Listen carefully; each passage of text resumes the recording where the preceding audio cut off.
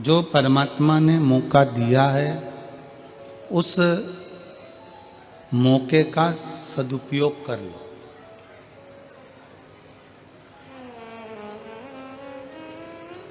और यदि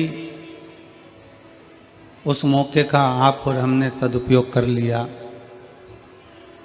उस मौके का उपयोग आप और हमने कर लिया, तो ये शिव महापुराण की कथा कहती है कि फिर कोई गिराने वाला नहीं मिलेगा। आप उन्नति की सीढ़ी पर बढ़ते ही चले जाओगे और आगे चलते ही चले। देखो, एक दीपक होता है और एक अगरबत्ती होती है।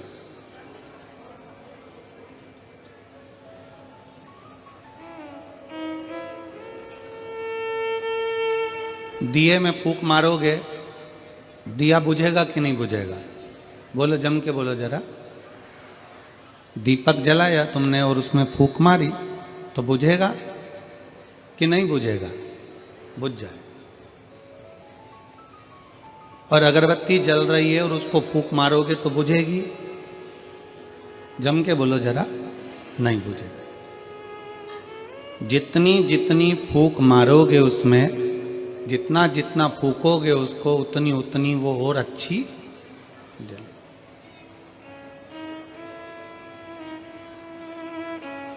दीपक में फूंक मारी, दीपक बुझ गया।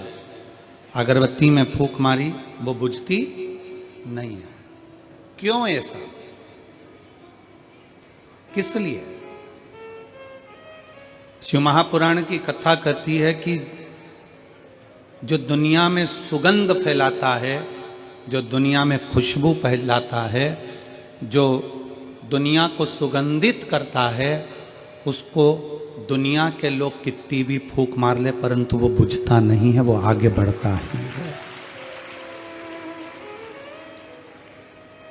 अगरबत्ती सुगंध दे रही है, अगरबत्ती खुशबू दे रही है।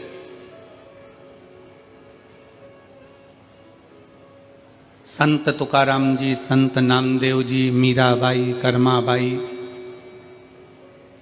प्रहलाद जी, ध्रुव जी, मुक्ताबाई, रामकृष्ण परमहंस जी, चैतन्य महाप्रभु जी, श्रीमद् वल्लभाचार्य जी, श्री रामानुजाचार्य जी, श्री निम्बारकाचार्य जी, जगतगुरु श्री शंकराचार्य जी, और भारत के जितने जितने संत हैं, साधु हैं, गुरुजन हैं, तपस्वी जन हैं, साधक, उपासक हैं, ये वो अगरबत्ती हैं जो संसार में सनातन धर्म की, भगवत धर्म की, भगवत भक्ति की, राम भक्ति की, कृष्ण भक्ति की, शिव भक्ति की, देवी की भक्ति की अलग जगह है।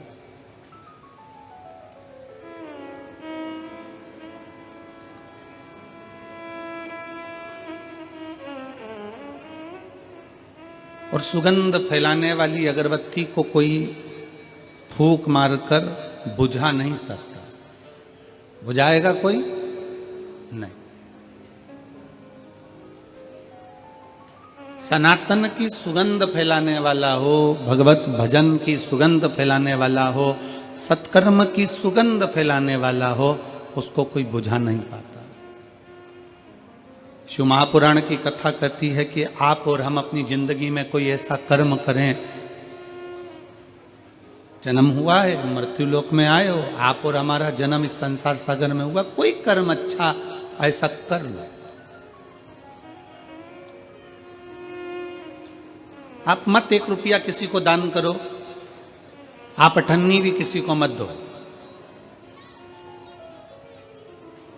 उस पैसे का सदुपयोग अपने ऊपर, खुद के ऊपर करो। और अगर पैसा का सदुपयोग अपने ऊपर नहीं कर पा रहे हो तो अपने आसपास पड़ोस में कोई बच्चा शिक्षा ग्रहण करना चाहता है और उसके पास पढ़ने के लिए धन नहीं है, तो प्रयास करना कि उस बच्चे को पढ़ाकर उसकी मंजिल तक पहुंचाने का काम आप करें।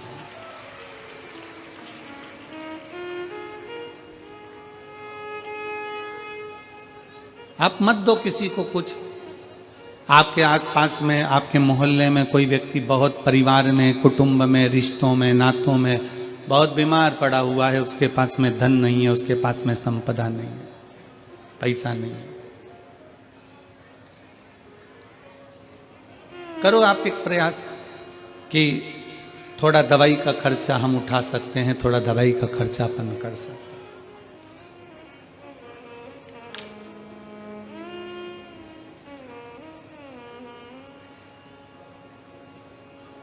एक मौका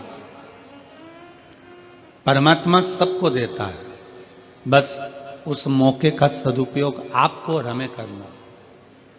मेरठ वालों को भी यह मौका मिला है 7 दिन की शिव महापुराण की कथा श्रवण करने का। आज 5वां दिन है, कल कथा का 6ठा दिन होगा। कल कथा का 6ठा दिन शिव महापुराण में शिवरात्रि के रूप में रहता है।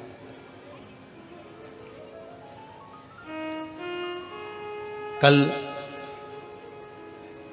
मेरठ के आसपास का क्षेत्र हो, चाहे मेरठ क्षेत्र हो, चाहे उसके आसपास के लोग हों, सब कल अपना अपना डेरा डम्बर ले लेकर आ जाते हैं और दिन में कथा सुनकर, रात्रि विश्राम कर कर, बाबा का भजन कर कर, दूसरे दिन सुबह 8 बजे से 11 बजे तक की कथा श्रवण कर कर सब अपने अपने गंतव्य की ओर बाबा से झोली भर कर ले जाते हैं।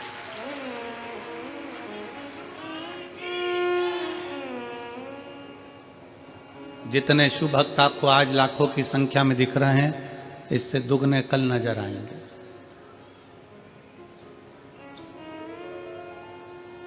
क्यों?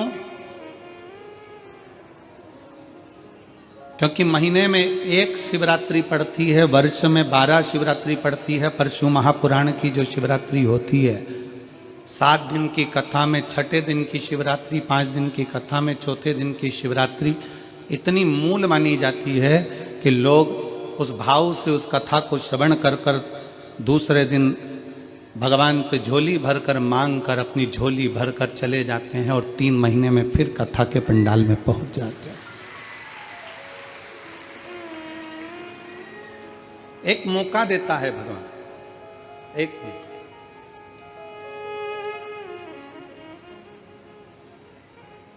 उस सबको मिला, मेरठ वासियों को बाबा उगड़नाथ जी ने कुछ कृपा करी होगी, बाबा उगड़नाथ जी ने करुणा करी होगी।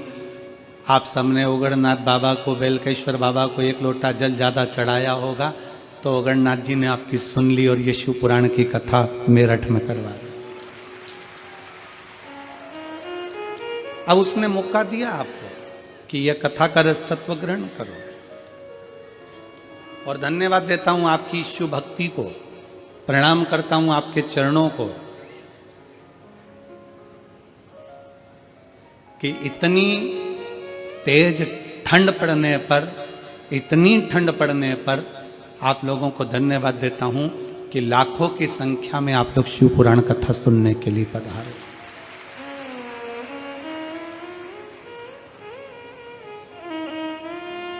ये अविरल भक्ति है आपकी।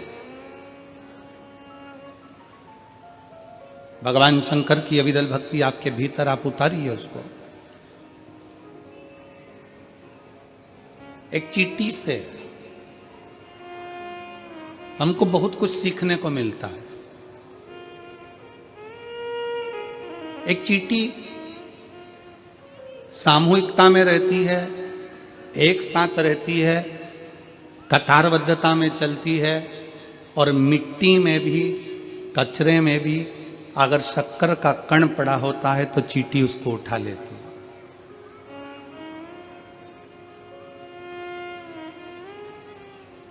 एक चींटी पृथ्वी पर रहने वाले मनुष्यों को यह ज्ञान देती है कि चींटी सामूहिकता में रहती है, तो चींटी यह ज्ञान देती है कि आप और हम सब समूहता में रहें। शायद उत्तर प्रदेश शासन के माननीय मुख्यमंत्री जी श्री योगी जी ने एक नारा दिया जनमानस को कि बटोगे तो कटोगे। माननीय मुख्यमंत्री जी ने एक नारा दिया उत्तर प्रदेश के योगी जी ने कि बटोगे तो कटोगे। ये क्यों नारा दिया? ये चींटी का वो समूह बता रहे हैं कि चींटी जब एक साथ रहती है तो बड़े से बड़े लकड़ी को, बड़े से बड़े कचरे को भी सामूहिकता में उठाकर ले जाती है। जब हम और आप समूह में रहेंगे तो किसी की सामर्थ्यता नहीं कि कोई तुम्हें काट दे। अपनी समूहता,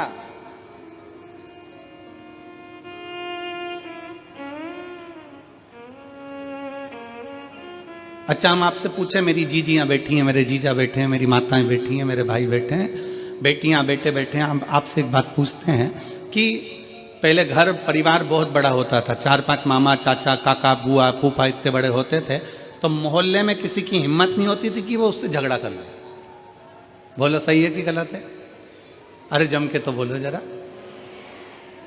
क्यों नहीं झगड़ा करते थे? अरे वो 6 भाई हैं और उसकी 4 बहनें बहुत तेज,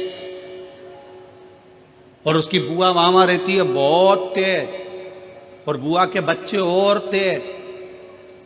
पूरे जगह में सूचना रहती थी कि साहब इतना बड़ा परिवार, इतना बड़ा कुटुंब है, इतने सारे लोग हैं, तो इनसे कोई भिड़ता नहीं था।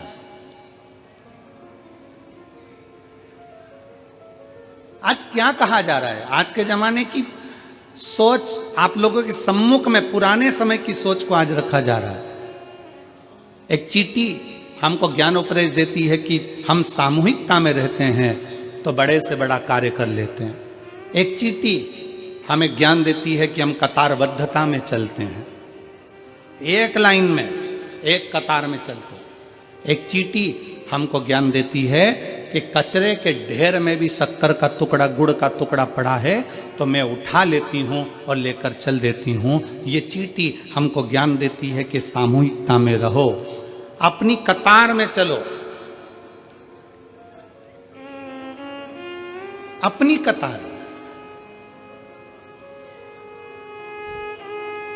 अपने धर्म को छोड़कर अन्य कतार में नहीं जाना। और चींटी तीसरी प्रेरणा देती है कि कचरे के ढेर में से भी शक्कर उठा लेती है, कचरे के ढेर में से भी गुड़ उठा लेती है। चींटी ये हमको प्रेरणा देती है कि दुनिया में ढेर सारे लोग मिलेंगे, कोई किसी तरह का मिलेगा, कोई किसी तरह का मिलेगा, कोई किसी तरह का मिलेगा, कोई अपशब्द कहेगा, कोई ताने देगा, कोई गाली देगा, कोई आड़ा टेढ़ा बोलेगा, सब तरह के लोग संसार में मिलेंगे। शिव महापुराण की कथा और चींटी का चरित्र कहता है कि कचरे के ढेर में से शक्कर उठा लो, उसी तरह संसार के लोगों में से जो तुमको अच्छा लगे उसकी अच्छाई को ले लो और उसकी बुराई को वहीं छोड़ दो। आप अच्छाई ग्रहण करो ना, हम अच्छा तो ले ही नहीं पा रहे।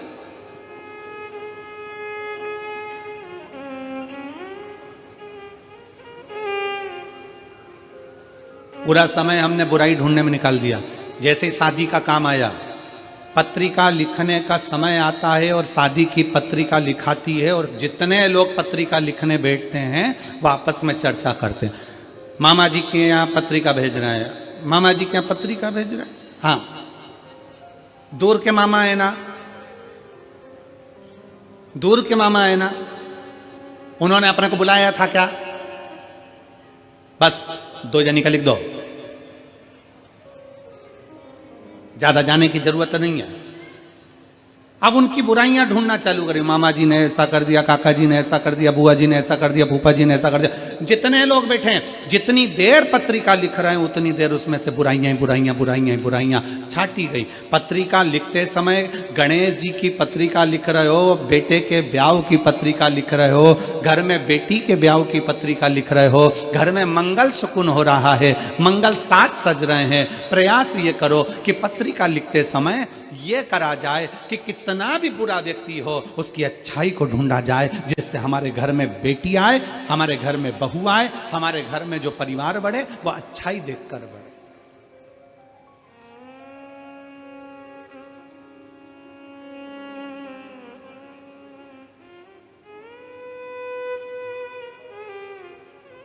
हम श्रेष्ठता देखें, चींटी की सामूहिकता,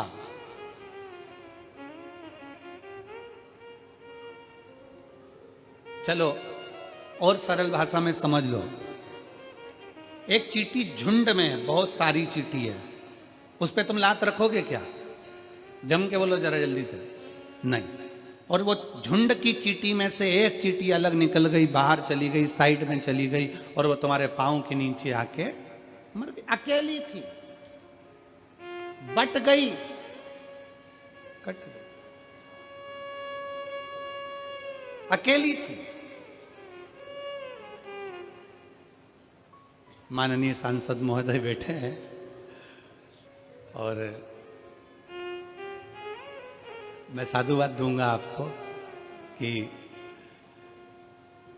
आपके मेरठ क्षेत्र में ये शिव महापुराण की कथा इतने शिव भक्तों के बीच में हो रही है, आपको उसके लिए साधुता है, बहुत बहुत साधुता। माननीय सांसद महोदय अग्रवाल जी को बहुत बहुत साधुता है। चींटी का झुंड है, उस पे पांव नहीं रख पाओगे क्योंकि तुम्हें लगेगा कि इतनी सारी चींटियां हैं, नहीं, काट लेगी, आ जाएगी। और अकेली है, पांव रखा गया, चलेगा, समाप्त हो गया।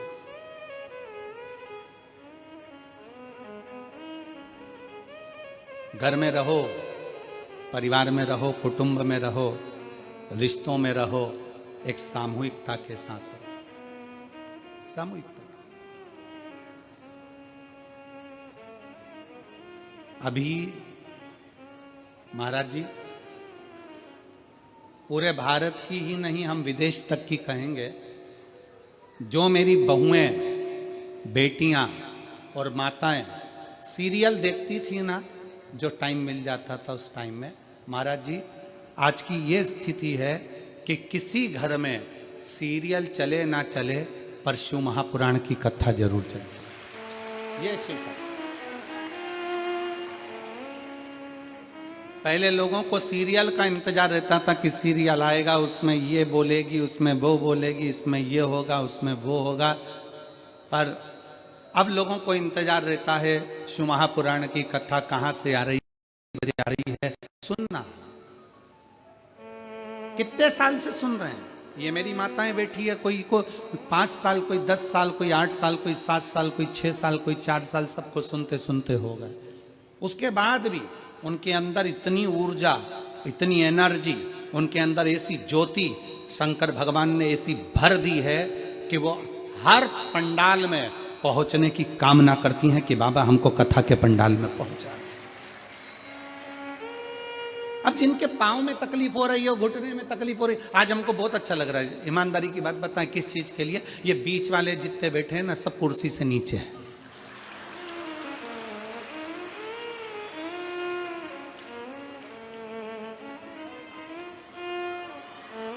पूछे क्यों? काय के लिए? हमें क्यों खुशी हो रही है? क्योंकि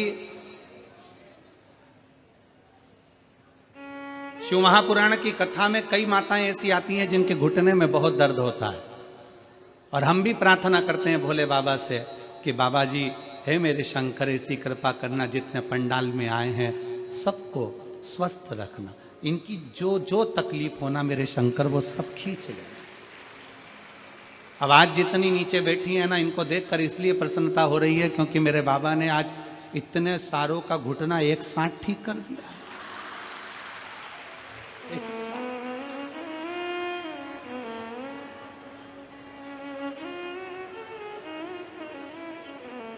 और तेरी लीला का न पाया कोई पार, के लीला तेरी तू ही जाने।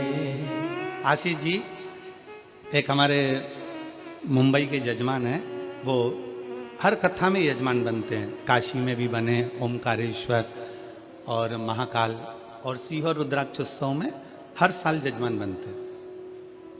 और भोले बाबा उनके जजमानी बनते हैं तो जजमान को ना जाने कहाँ से बाबा देवी देता है। तो आशीष जी उनका नियम है, कथा सुनेंगे, जब स्तुति करने का समय आएगा तब जमीन पर बैठ जाएंगे। तो हमने उनसे पूछा कि जमीन पर बैठते हो और कथा श्रवण कर कर जब स्तुति करने का समय आता है, श्री शिवाय नमस्तुभ्यम बोलने का, तो जमीन पर बैठकर बोलते हो, उसका फायदा क्या है? कहा गुरुजी हम जितनी देर जमीन पर बैठकर श्री शिवाय नमस्तुभ्यम बोलते हैं और अगली कथा के लिए यजमान बनने के लिए बाबा से प्रार्थना करते हैं, तो बाबा हमको सही में जमींदार बना देता है और इतना दे देता है कि अगली कथा में हम वापिस यजमान बने। ये शिव कृपा, ये शंकर की उदारता। एक पत्र है,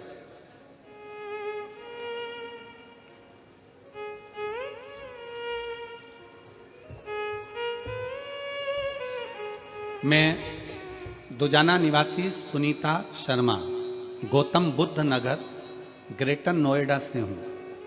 कहीं बैठी हो तो हाथ हिला सकती हैं।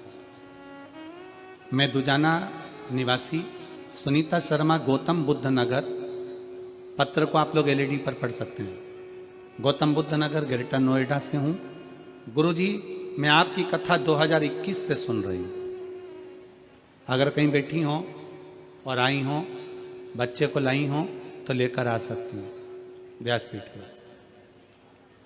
आपकी कथा 2021 से सुन रही हूं। एक लोटे जल का क्या वर्णन करूं गुरुदेव। शादी को 19 वर्ष निकल चुके थे और 19 वर्ष से कोई संतान नहीं थी। सभी डॉक्टरों को दिखाया पर कोई लाभ नहीं हुआ। फिर आपकी कथा ग्रेटर नोएडा के उमा पब्लिक स्कूल में आयोजित हुई।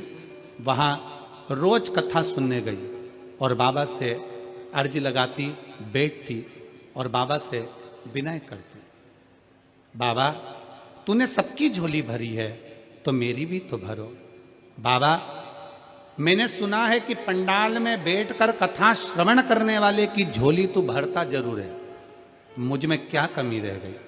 ग्रेटर नोएडा की कथा में बाबा से 5 दिन कथा के पंडाल में विनय करी और 19 वर्ष के बाद बाबा ने मेरे को संतान दी। मैं बाबा को प्रणाम करने के लिए 19 वर्ष के बाद मेरे घर में संतान की प्राप्ति हुई।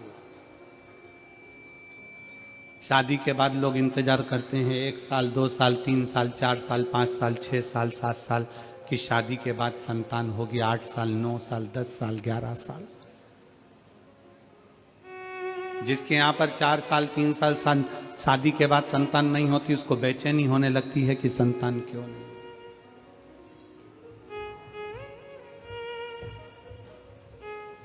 पाँच साल, 6 साल, 7 साल, 8 साल, 10 साल, 15 साल, 16 साल, 17 साल, 18 साल, 19 साल जिसकी शादी को हो गए हों और औलाद का सुख नहीं होगा तो विचार करना क्या उसने कितना डॉक्टरों का इलाज कराया, कितनी जगह गई, कितनी जगह गोदी भरवाई होगी, कितनी जगह झोली भरवाई होगी, कितनी जगह जाकर विनय करा होगा, निवेदन करा होगा। पर उस बहन ने लिखा कि मैंने ग्रेटर नोएडा की कथा उमा पब्लिक स्कूल के उस प्रांगण में बैठकर सुनी और बाबा से कहा तूने सबकी झोली भरी तो मेरी भी भर दे।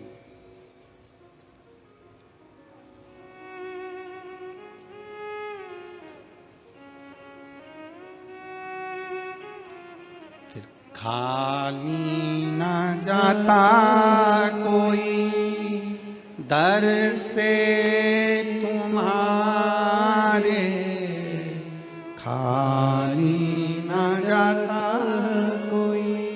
दर से तुम्हारे, मैं भी खड़ी हूँ नन्ही बाहें पसारे, अपने हृदय से लगा लो, लगा लो, गिरा जा रहा हूँ, उठा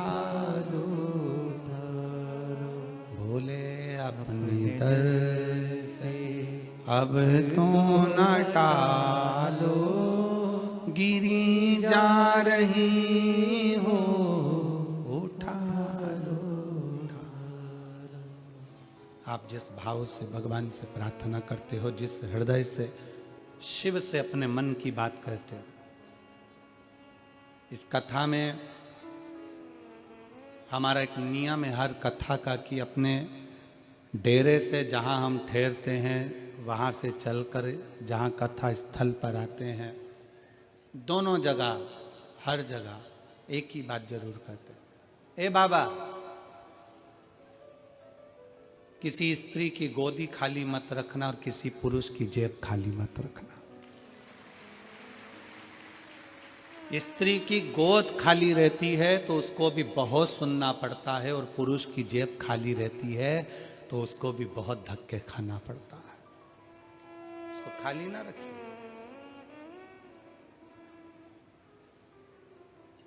जिसके पास में धन नहीं होता ना, जिसके पास में पैसा नहीं होता, धन नहीं होता, वैभव नहीं होता, थोड़ी संपदा नहीं होती, उससे पूछो कि उसकी दशा क्या होती है।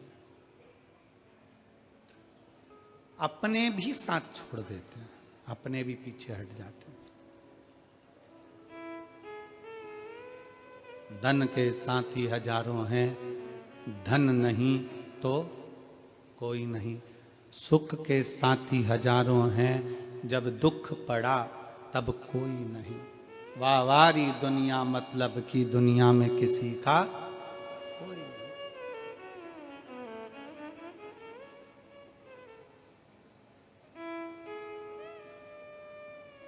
शिव के प्रति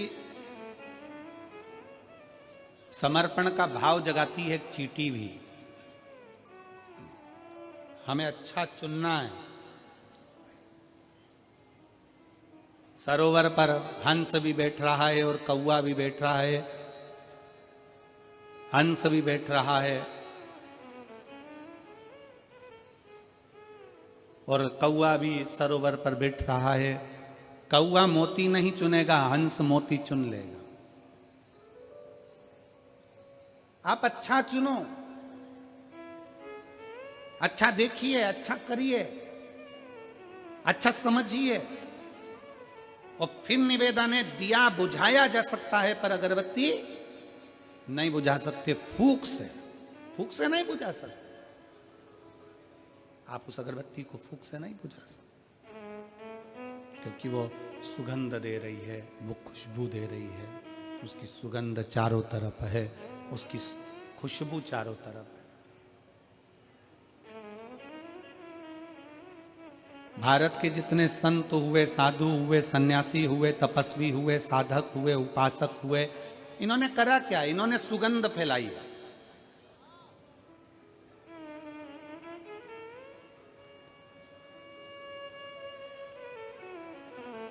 जगतगुरु शंकराचार्य जी ने जब पृथ्वी पर प्रगटे, जगतगुरु शंकराचार्य जी जब इस भूमंडल पर आए, पृथ्वी पर आए, तो जगतगुरु शंकराचार्य जी जब इस भूमंडल पर आए, इस पृथ्वी पर आए, तो जगतगुरु शंकराचार्य जी ने अपनी शिव भक्ति की सुगंध संपूर्ण विश्व में फैलाई। 4 पीठों का निर्माण कर दिया। भारत के 4 कोनों पर भगवान शंकर को विराजमान कर दिया।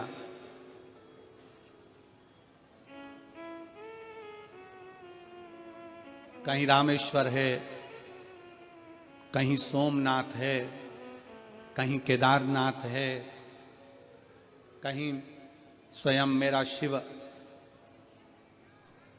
महाबलेश्वर के रूप में विराजमान है। 4 कोनों पर, 4 जगह पर भगवान शंकर को विराजमान करा, 4 पीठ का निर्माण करा। शंकर भगवान 4 जगह पर विराजमान हो गए। 4 स्थान ऐसे नियुक्त कर दिए जहां शिव बैठा।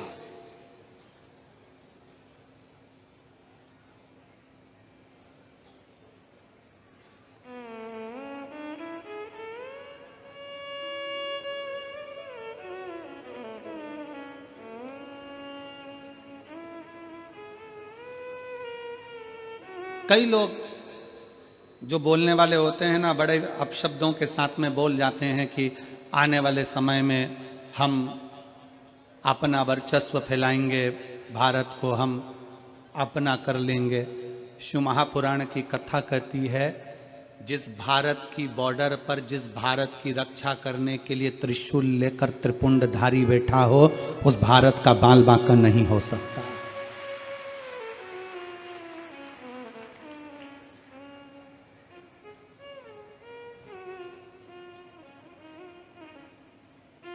उस भारत का बाल बांका नहीं हो सकता जहां पर त्रिपुंडधारी, त्रिशूलधारी, त्रिनेत्रधारी शंकर चारों तरफ बैठे हैं। कहीं केदार के रूप में, कहीं सोमेश्वर के रूप में, कहीं रामेश्वर के रूप में, कहीं महाबलेश्वर के रूप में। 4 स्थान पर मेरा शंकर अगर विराजमान है चारों तरफ से वो बॉर्डर के ऊपर बैठा हुआ है रक्षा करने की।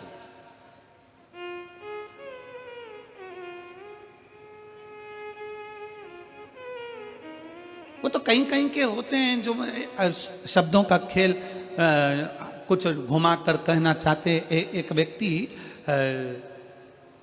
एक जगह पर बात कर रहा था कि बताओ, महाराज जी कहते हैं कि शंकर जी हैं, महाराज जी कहते हैं भगवान है, महाराज जी कहते हैं भगवान है। शंकर जी को एक लोटा जल चढ़ाओ, शिव जी के मंदिर जाओ, भगवान की भक्ति करो, भगवान की उपासना करो, भगवान की विरल भक्ति को धारण करो, भगवत भजन करो।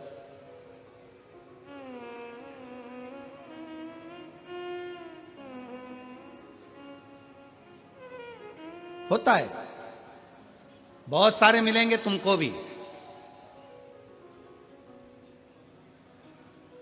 आप जिस जगह पर रहते हो ना, मेरठ की पवित्र भूमि पर, ओगड़नाथ जी की भूमि पर, वीरों की भूमि पर, क्रांतिकारियों की भूमि पर, बेलकेश्वर महादेव की भूमि पर, जहां आप निवास करते हो, ऐसा नहीं कि आपको नहीं मिलते होंगे, आपको भी मिलते होंगे। भारत में ऐसे बहुत सारे लोग हैं जो दिन भर परमात्मा की बुराई में, भगवान की निंदा में लगे हुए हैं। क्यों जाते हो शंकर जी के मंदिर? क्यों चढ़ाते हो एक लोटा जल? क्या होगा शंकर जी को जल चढ़ाने से? क्या होगा शिव की स्तुति करने से? क्या होगा शंकर का भजन करने से? क्या होगा शिव पुराण सुनने से? भगवान तो है ही नहीं। कहां है भगवान? एक व्यक्ति एक नाई की दुकान पर गया कटिंग करवाने के लिए, दाढ़ी बनवाने के लिए। नाई कटिंग कर रहा था, दाढ़ी बना रहा था। दाढ़ी बनाते बनाते, मसाज करते करते, दाढ़ी बनाते बनाते नाई ने बात छेड़ दी राजनीति की। अब फ्री रहते हैं तो कभी कभी राजनीति की बात का भी क्रम आ जाता है। अब नाई ने राजनीति की बात छेड़ी। राजनीति के बाद राजनीति चालू होते होते होते होते फिर धर्म नीति पर आ गई। अब राजनीति चलते चलते चलते चलते वो बात घूमते घूमते धर्म पर आ गई। और धर्म पर आई तो कटिंग करने वाला कहने लगा भगवान तो है ही नहीं, भगवान तो होते तो इतने सारे लोग संसार में दुखी हैं, भगवान इनका दुख काटने क्यों नहीं जाते? शंकर भगवान तो है ही नहीं, जबरदस्ती वो सियोर वाला महाराज लगा रहता है कि शंकर जी की आराधना करो। जबरन लगा, भगवान तो है ही नहीं। भगवान होते तो इतने सारे का दुख नहीं काट देते, भगवान होते तो इतने सारे की तकलीफ नहीं काट देते। नाई बोलने लगा। कटिंग करवाने वाला कटिंग करवा रहा था, दाढ़ी बनाने वाला दाढ़ी बनवा रहा था। अब कटिंग पूरी हो गई, कटिंग करवाने वाला उठा। वो शंकर जी को बहुत मानता था, निंदा नहीं सुन पाया और उसके मन में गुस्सा भरा गया। गुस्सा भरा गया इसका मतलब यह नहीं कि गाली दे देगा, गुस्सा भरा गया इसका मतलब नहीं कि अपशब्द कर देगा। उठा, उठकर बाहर जाने लगा। जैसे ही बाहर जाने लगा, उसका पैसा देकर बाहर निकलते से ही उसने तुरंत नाई को बुलाया और बुलाकर कहा, सामने एक व्यक्ति निकल कर जा रहा है, उसके बड़े बड़े बाल हो रहे हैं, भिखारी जैसा लग रहा है, गंदा सा दिख रहा है। नाई से कहा इसके कटिंग कर दे, इसके बाल काट दे, इसकी दाढ़ी बना दे। नाई बोला काय को बनाऊं? मेरी चौखट पर आए, मेरी दुकान पर आए, मुझसे कहे कि कटिंग करो तो कटिंग करूंगा, मेरे से कहे दाढ़ी बना तो दाढ़ी बनाऊंगा। मैं क्या इसके पीछे पीछे जाकर बनाऊंगा? मैं क्या इसके पीछे पीछे जाता रहूंगा? मेरे पास आकर बोलेगा तो कटिंग करूंगा, मेरे पास आकर बोलेगा तो दाढ़ी बनाऊंगा। मैं किसी के पीछे पीछे जाकर कटिंग और दाढ़ी नहीं बनाता। बस उस व्यक्ति ने नाई से कहा कि अभी तुम कह रहे थे कि भगवान जाकर इनके दुख काट दे। उस व्यक्ति ने नाई से कहा कि जैसा तू कह रहा है कि मेरी चौखट पर आएगा तो कटिंग करूंगा, मेरी चौखट पर आएगा तो दाढ़ी बनाऊंगा, भगवान भी यही कहता है। भगवान भी यही कहता है कि तू मेरे पास आ, भगवान भी यही कहता है तू मेरी चौखट पर आ, भगवान भी कहता है तू मेरे दरवाजे पर आ। अगर तू मेरे दरवाजे पर आएगा तो मैं तेरा दुख काटूंगा जरूर। जैसे नाई की दुकान पर जाओगे तो बाल काटेगा, उसी तरह कपड़े की दुकान पर जाओगे तो कपड़ा भी वो काटेगा, मना नहीं है। उसी तरह उस परमात्मा के दरवाजे पर जाओगे एक लोटा जल लेकर शंकर जी की शरणागति में जाओगे, एक लोटा जल लेकर शंकर जी के पास में पहुंचोगे, एक लोटा जल लेकर शिव की स्तुति करने जाओगे, उसकी दरवाजे पर एक लोटा जल समर्पित करने के लिए जाओगे, तो ये निश्चित है वो दुख काटेगा जरूर। सारी समस्या का हल एक लोटा जल। आ जाओ, दुख क्यों ना काटेगा, काटेगा।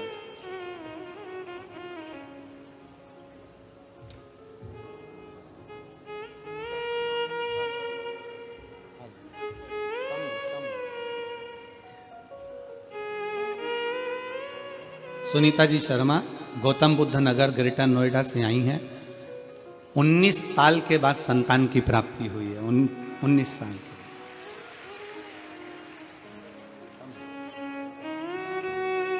शंभु श्री शिवाय नमस्तुभ्यम, प्रणाम करो।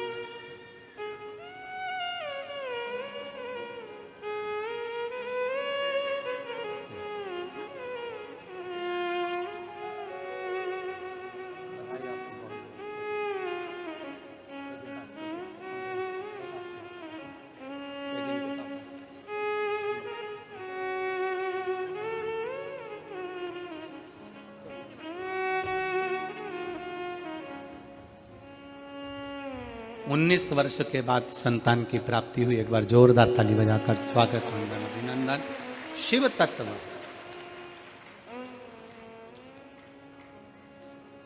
आप उसके दरवाजे तक जाओ, आप उसकी चौखट तक जाओ, आप उसके द्वार तक पहुंचो तो, और जब आप उसकी चौखट तक पहुंचोगे, स्पीकर नहीं चल रहे हैं, आके सुनो पहले इसको। जब आप उसकी चौखट तक पहुंचोगे, आगे के चल रहे हैं 2 और ये 4 नहीं चल रहा है। जब आप उसके मंदिर तक जाओगे, उसकी चौखट तक जाओगे, उसके द्वार तक जाओगे, तो वो सुनेगा, दुख काटेगा। जाना पड़ेगा।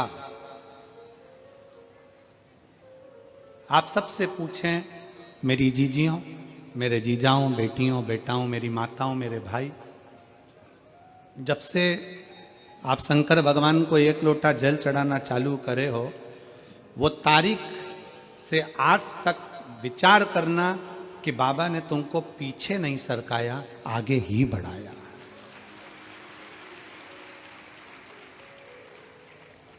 तुम्हें पीछे नहीं सरकाया, बाबा ने तुमको आगे ही बढ़ाया, नजदीक लेकर आए, अपने करीब लेकर आए। और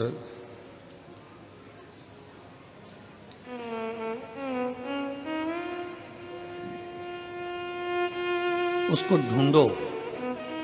संसार में आए हो ना, तो उसको थोड़ा सा ढूंढने का प्रयास करो, मिलेगा।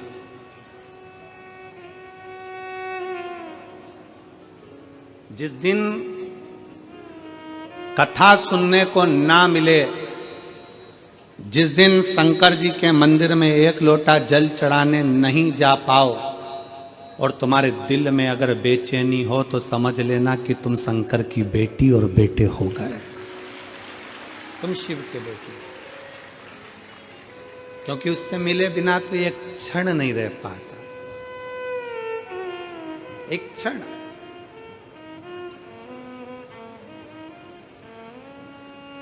वो कहते हैं ना,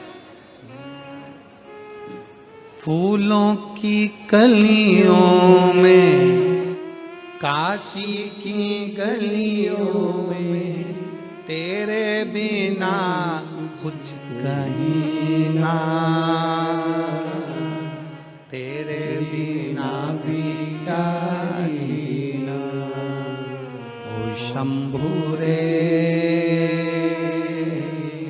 तेरे बिना भी क्या जीना, ओ बाबा रे, तेरे बिना भी क्या जीना।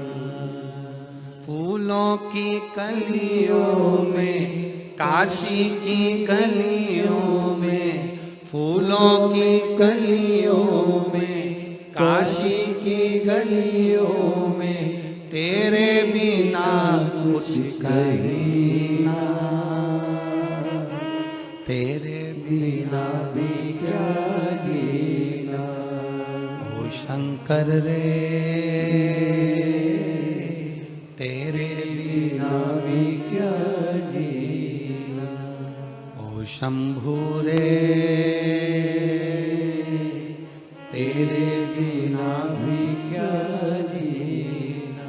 शंकर के बिना जिस दिन तुम जल चढ़ाने नहीं जा सकी, जिस दिन तुमने मोबाइल पर या टीवी पर कथा नहीं सुनी, उस दिन तुम्हारे मन में अगर बेचैनी हो रही है, मंदिर जाने की तड़प उत्पन्न हो रही है, जिस दिन तुम्हारे भीतर भगवान से मिलन की तड़प उत्पन्न हो रही है, समझ लेना कि तुम शंकर की बेटी और बेटे बन गए हो। उसके बिना तुम रह नहीं पा रहे हो, उसके बिना तुम रह नहीं पा रहे हो। ये तड़प भीतर की है, ये तड़प अंदर की। एक एक पत्र है,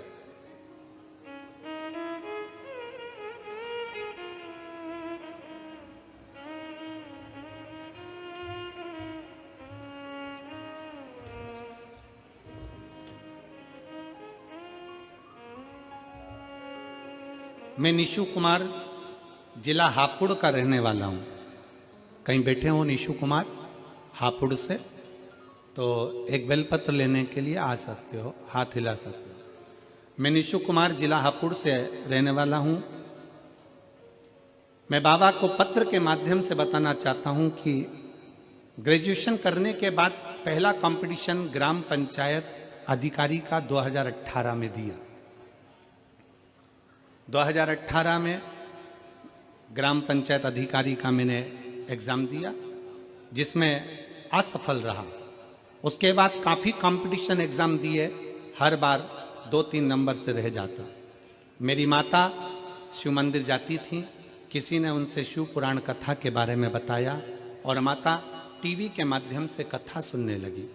माता ने मुझे शिव मंदिर जाने को कहा, मैं भी कथा सुनना नित्य मंदिर जाने लगा। मैंने 2 बार पशुपतिनाथ का व्रत रखा। 2018 में जो पेपर हुआ था, अखबार में आया कि दोबारा पेपर होगा। मैं शंकर के मंदिर जाना चालू करा और बाबा ने ऐसी कृपा करी कि जो अखबार में आया कि जो 2018 में पेपर दिया था वो दोबारा से होगा, और दोबारा से पेपर होगा।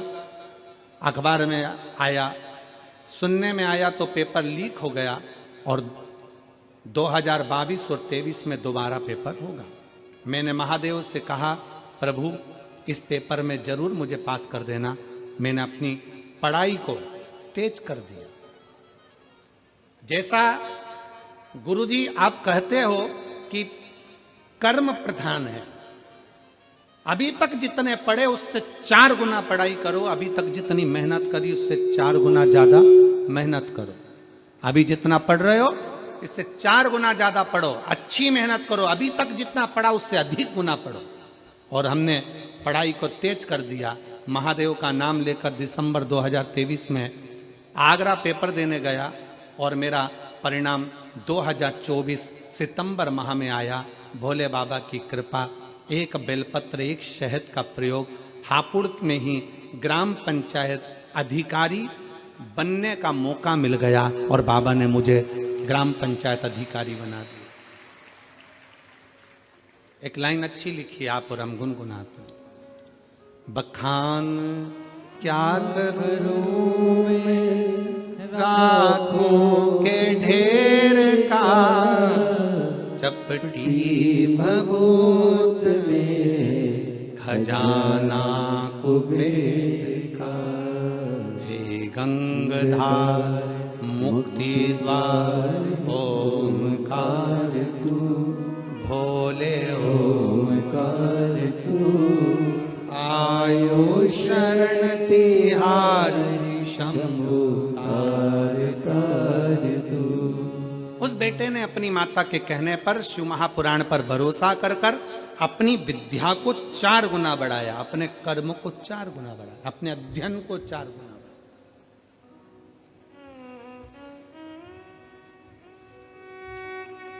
आप शंकर भगवान को शहद लगा के बेलपत्री लगाओ, पर साथ में अपने अध्ययन को बढ़ाओ। दुनिया के लोगों ने बेलपत्री और शहद को हंसी के पात्र में लिया, पर उनसे पूछो जो शहद और बेलपत्री लगाकर अपने विद्या अध्ययन को जो प्रबल कर कर जाते हैं तो बाबा कितनी कृपा करता है। पहले दुनिया के लोगों ने हंसी में लिया कि एक लोटा जल सारी समस्या का हल, ये क्या हो सकता है। पर ये इतने इतने पत्र जो नीचे भरे पड़े हैं, पत्रों की कोई संख्या कम है हापुड़ नगर में? जरा देखिए,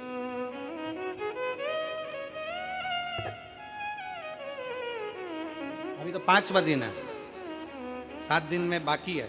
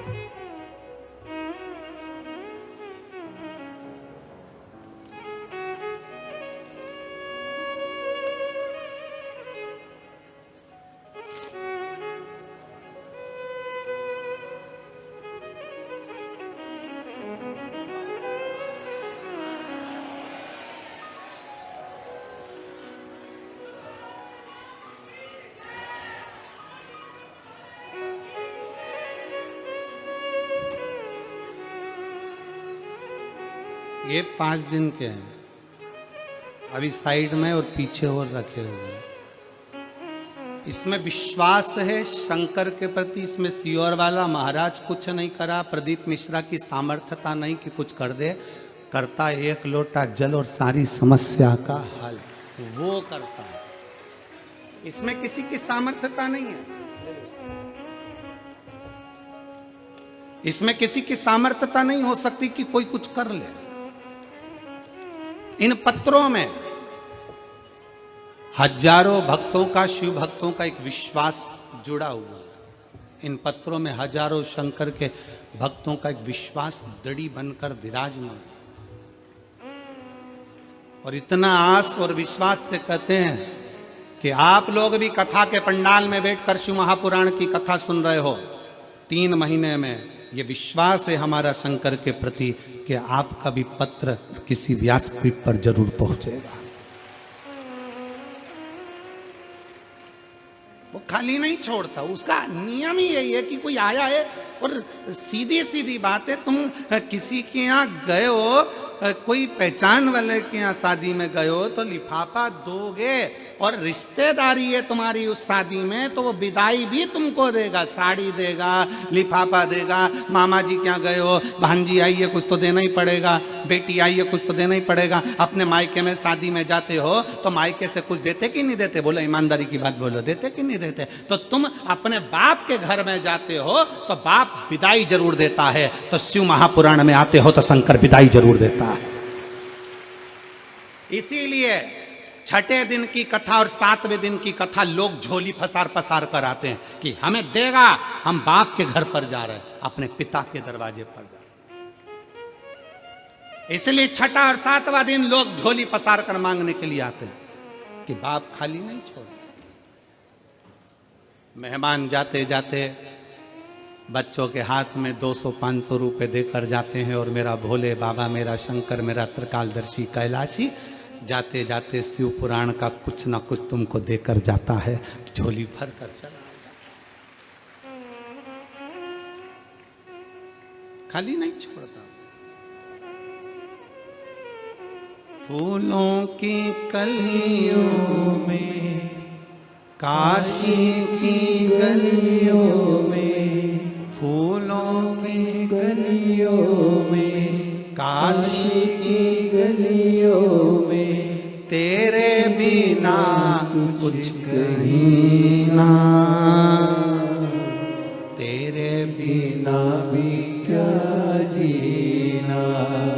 ओ बाबा रे,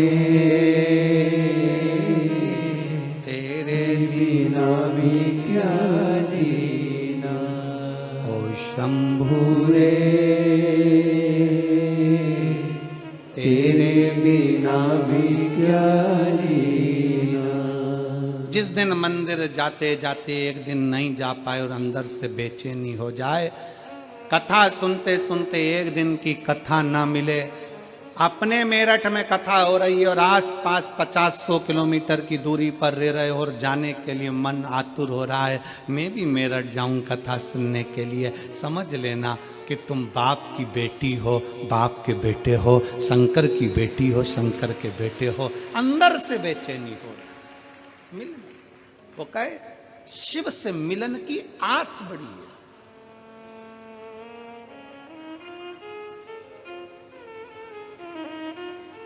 शिव से मिलन की आस, विश्वास की प्रबलता बड़ी है।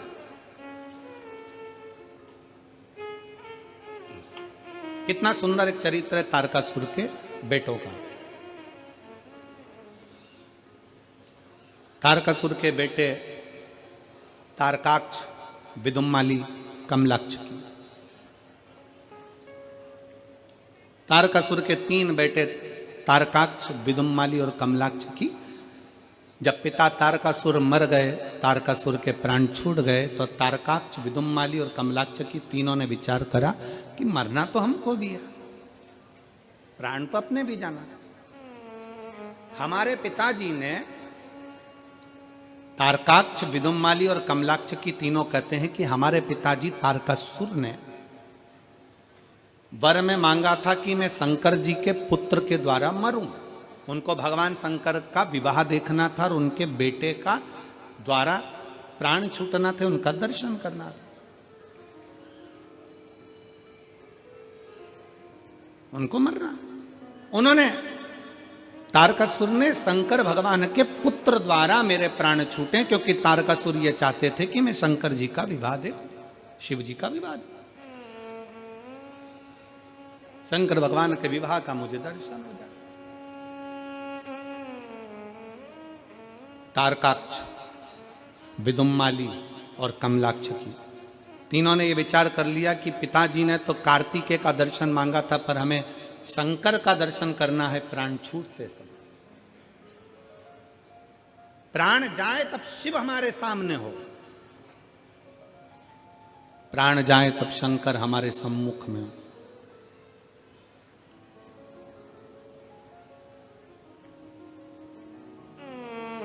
कई माताएं अपने अपने भजनों में उसको गाती रहती हैं कि भजन करता छूटे जी मारा प्राण, ओ जी मारा सांवरिया। और कई माताएं भजन में गाती रहती हैं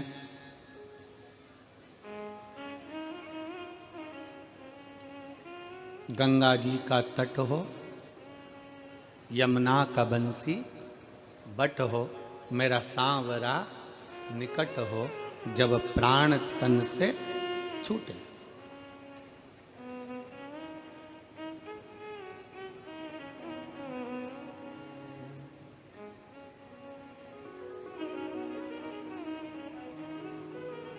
कई माताएं गाती हैं, कई माताएं स्मरण में लेती हैं,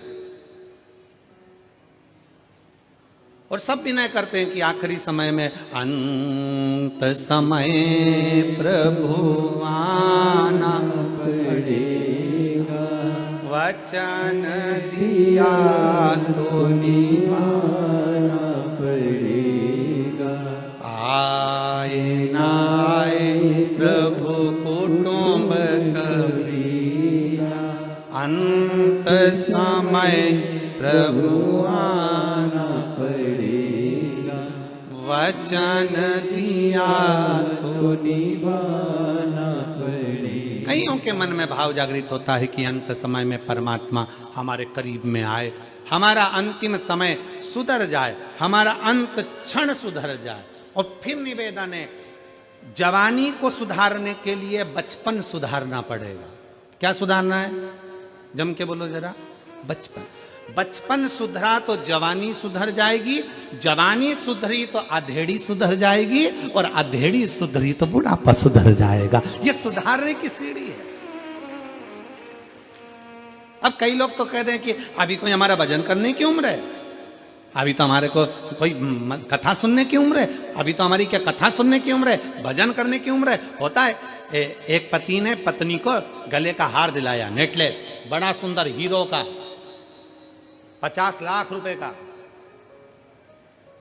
और हीरे का हार दिलाया।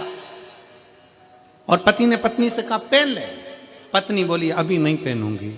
पहन ले ना, तो क्या हुआ पहनने में, अभी नहीं पहनूंगी। तो फिर देवर के लड़के की शादी होगी ना, उस दिन पहनूंगी। ठीक है, शादी की सालगिरह आ गई। पति ने फिर पत्नी से कहा आज तो अपन दोनों की शादी की सालगिरह में तुझे घुमाने ले गया था, वहां से मैंने तुझे नेकलेस दिलाया था, वो पहन ले। पत्नी बोली अभी नहीं पहनूंगी, अभी जरा देवर के लड़के की शादी होगी तब पहनूंगी। और देवर के लड़के की शादी होना थी मार्च में, और जनवरी में निपट गई।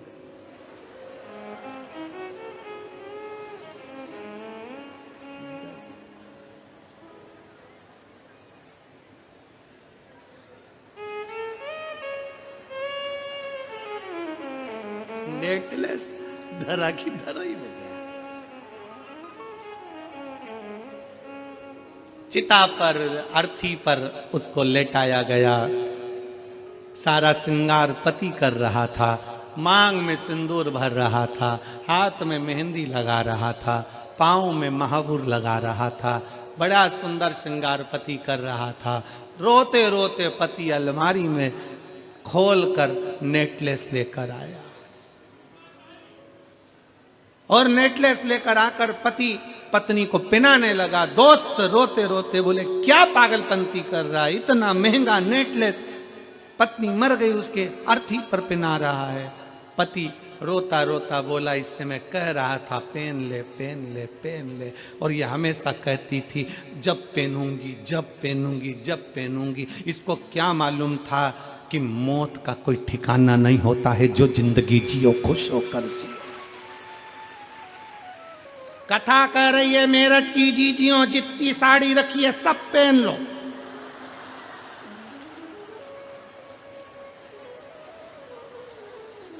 जीवन का किसको ठिकाना। अभी हम सीओर से आ रहे थे तो एक भगत ने ये स्वेटर दे दिया। अब स्वेटर दे दिए तो क्या करें, हम तो बगलबंदी पहने।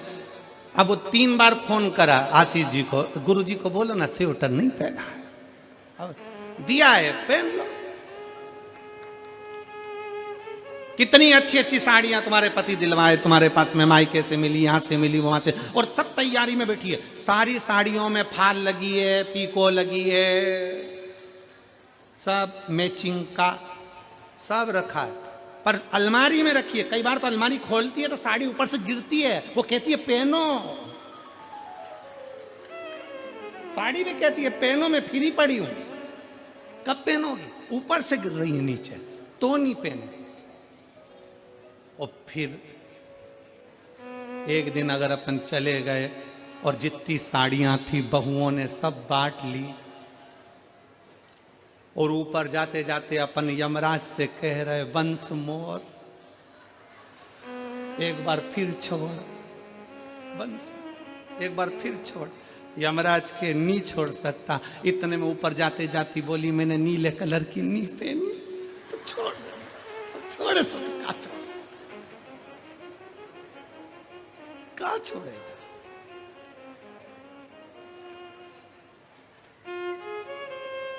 महाराज मौका मिला है इसलिए निवेदन करा,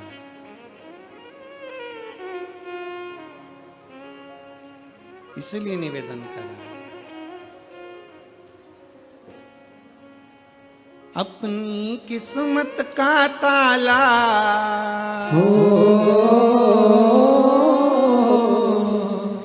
अपनी किस्मत का ताला तुम खोलते चलो। श्री शिवाय नमस्तुभ्यं तुम बोलते चलो। श्री शिवाय नमस्तुभ्यं तुम बोलते चलो। ओ श्री शिवाय नमस्तुभ्यं तुम बोलते चलो। श्री व्यम तुम बोलते चलो। अपनी किस्मत का ताला हो अपनी किस्मत का ताला तुम खोलते चलो। श्री शिवाय नमस्तुभ्यं तुम बोलते चलो। श्री शिवाय नमस्तुभ्यं तुम बोलते चलो। श्री शिवाय नमस्तुभ्यं तुम बोलते चलो। श्री शिवाय नमस्तुभ्यं तुम बोलते चलो। बड़े प्रेम से दोनों हाथों से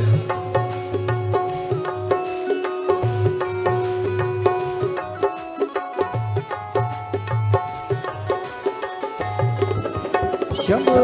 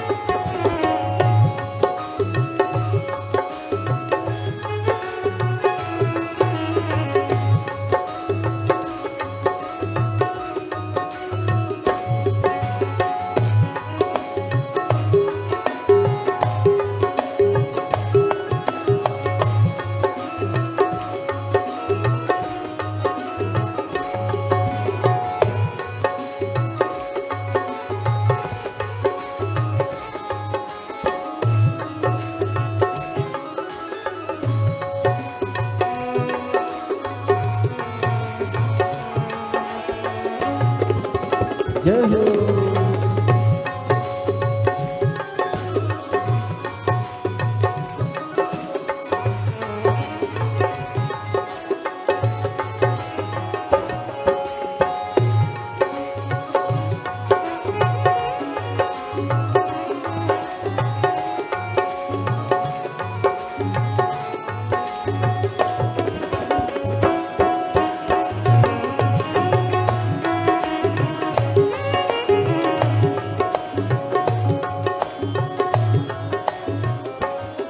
समझाना बड़ा मुश्किल है, समझाना बड़ा मुश्किल है। आखिर वो दर्द दिल है, आखिर वो दर्द दिल है। समझाना बड़ा मुश्किल है, समझाना बड़ा मुश्किल है। आखिर वो दर्द दिल है, आखिर वो दर्द दिल है। सच्चा दरबार लगाए ये भोले की महफिल है। सच्चा दरबार लगाए ये भोले की महफिल है। सच्चा दरबार लगाए ये भोले की महफिल है। सच्चा दरबार लगाए ये भोले की महफिल है। नैनों को भोले बाबा का हो, नैनों को काशी वाले का हो, भोले बाबा का दीदार चाहिए। वो काशी रहने वाला वो लगाते चाहिए। वो काशी रहने वाला वो लगाते चाहिए।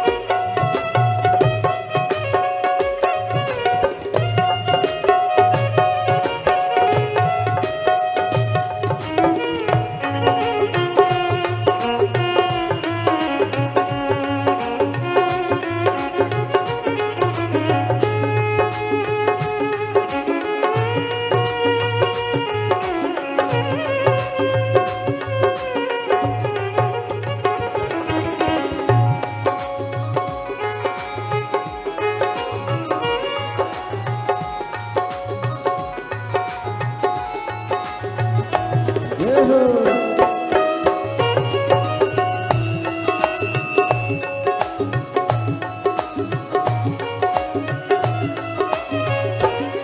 कुछ कमी नार मानोगी, कुछ कमी नार मानोगी, तेरे दिल दीवानों की, तेरे दिल दीवानों की। कुछ कमी नार मानोगी, कुछ कमी नार मानोगी, तेरे दिल दीवानों की, तेरे दिल दीवानों की। मुझको मदहोश बनाए कटार तेरे नैनों की, मुझको मदहोश बनाए कटार तेरे नैनों की, मुझको मदहोश बनाए कटार तेरे नैनों की, मुझको मदहोश बनाए कटार तेरे नैनों को डमरू वाले का हो, नैनों को काशी वाले का हो, नैनों को भोले बाबा का दीदार चाहिए। ओ काशी रहने वाला भोलानाथ चाहिए, ओ काशी रहने वाला भोलानाथ चाहिए। अपनी किस्मत का ताला हो, अपनी किस्मत का ताला हो, अपनी किस्मत का ताला तुम खोलते चलो। श्री शिवाय नमस्तुभ्यं तुम खोलते चलो, श्री शिवाय नमस्तुभ्यं तुम खोलते चलो, श्री शिवाय नमस्तुभ्यं तुम बोलते चलो, श्री शिवाय नमस्तुभ्यं तुम बोलते चलो, ओ श्री शिवाय नमस्तुभ्यं तुम बोलते चलो, श्री शिवाय नमस्तुभ्यं तुम बोलते चलो।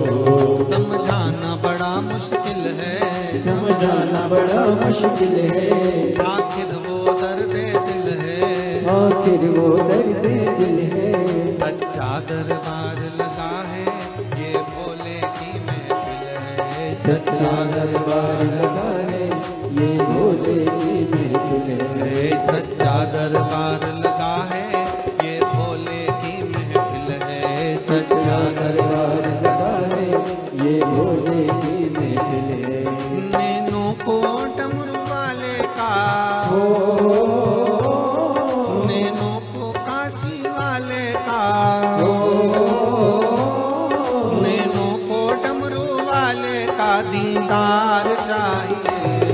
वो काशी रहने वाला भोलानाथ चाहिए, ओ काशी रहने वाला भोलानाथ चाहिए।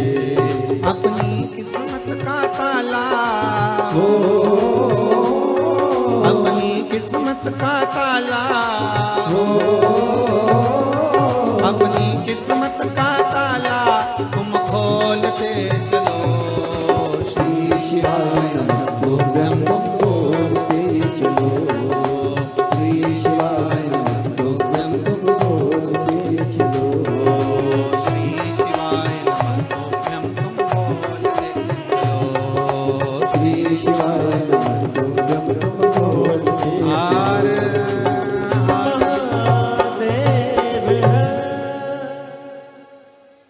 भगवान शंकर से अपने मन की बात बड़े भाव के साथ दिल से प्रार्थना करिएगा, भाव से बाबा से विनय करिए, विनती करिए भगवान शंकर से दिल से। जहाँ जगह मिले वहाँ बैठकर भगवान शंकर, ओगड़दानी, त्रिकालदर्शी, कैलाशी, विनाशी भगवान शिव से अपने मन के भाव अवश्य कहिए।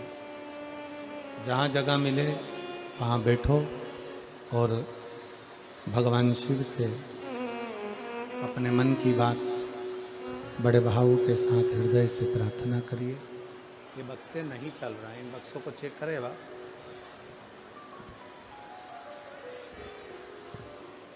भगवान शंकर से अपने मन की बात बड़े भाव के साथ दिल से प्रार्थना करिए, हृदय से विनय करिए।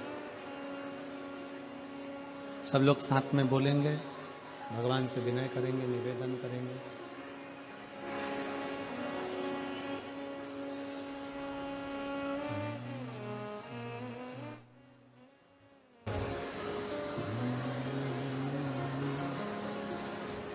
श्री शिवाय नमस्तुभ्यं श्री शिवाय नमस्तुभ्यं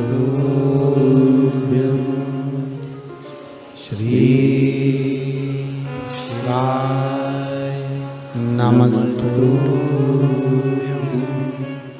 श्री शिवाय नमस्तुभ्यं श्री शिवाय नमस्तुभ्यं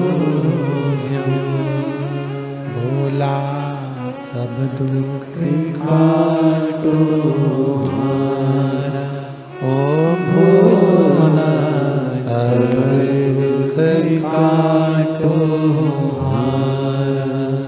शिव शंकर जपो तेरी माला, भोले बाबा जपो तेरी माला, भोला सब दुख काटो हमारा, ओ भोला सब दुख काटो हमारा।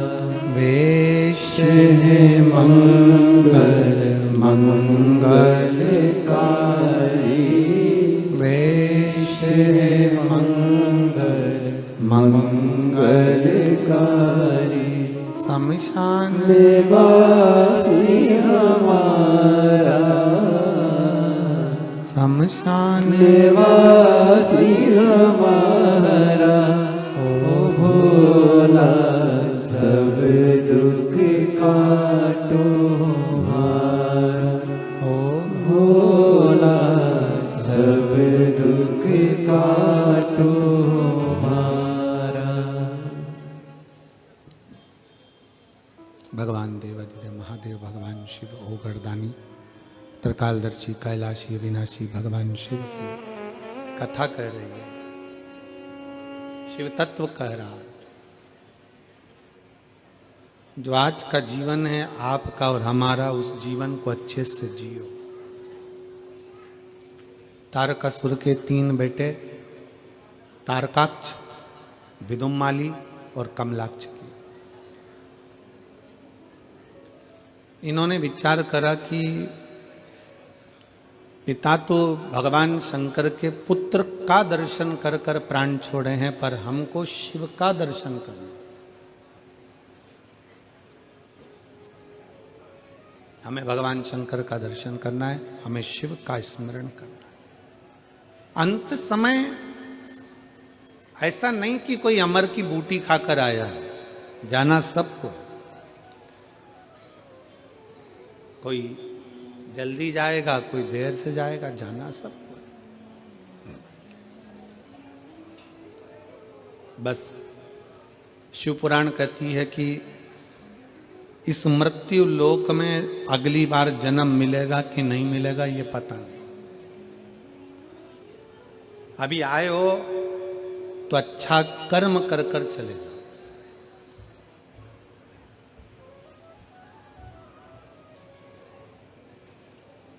कुछ अच्छा करने का प्रयास करो। शरीर अच्छा दिया ना उसने, अरे बोलो तो जम के, अच्छा दिया ना। दोनों नेत्र दिए हैं दर्शन करने के लिए, श्रवण शक्ति दी है कथा सुनने के लिए, मुख दिया भजन करने के लिए, हाथ दिए दान पुण्य और सेवा करने के लिए, पांव दिए तीर्थ करने के लिए, कथा में जाने के लिए, अच्छी बुद्धि दी है। हाँ, कभी कभी बुद्धि भी थोड़ी गड़बड़ हो जाती है, ऐसा नहीं कि नहीं होती है। उसको हमारी भाषा में हम कह देते हैं कई बार कि ऐसा ना सोचा जाए कि बुद्धि गड़बड़ नहीं होती। कई बार बड़े बड़े संत साधु महात्मा की भी बुद्धि गड़बड़ हो जाती है, तो इंसान की तो जाने दो। लंकाधिपति रावण जैसा विद्वान, कितनी विद्वत्ता उसके अंतर्गत, और उसकी बुद्धि गड़बड़ हो गई। कंस जो विद्वत्ता में भी प्रबल था उसकी बुद्धि गड़बड़ हो गई थी। हो जाता है कभी कभी। जैसे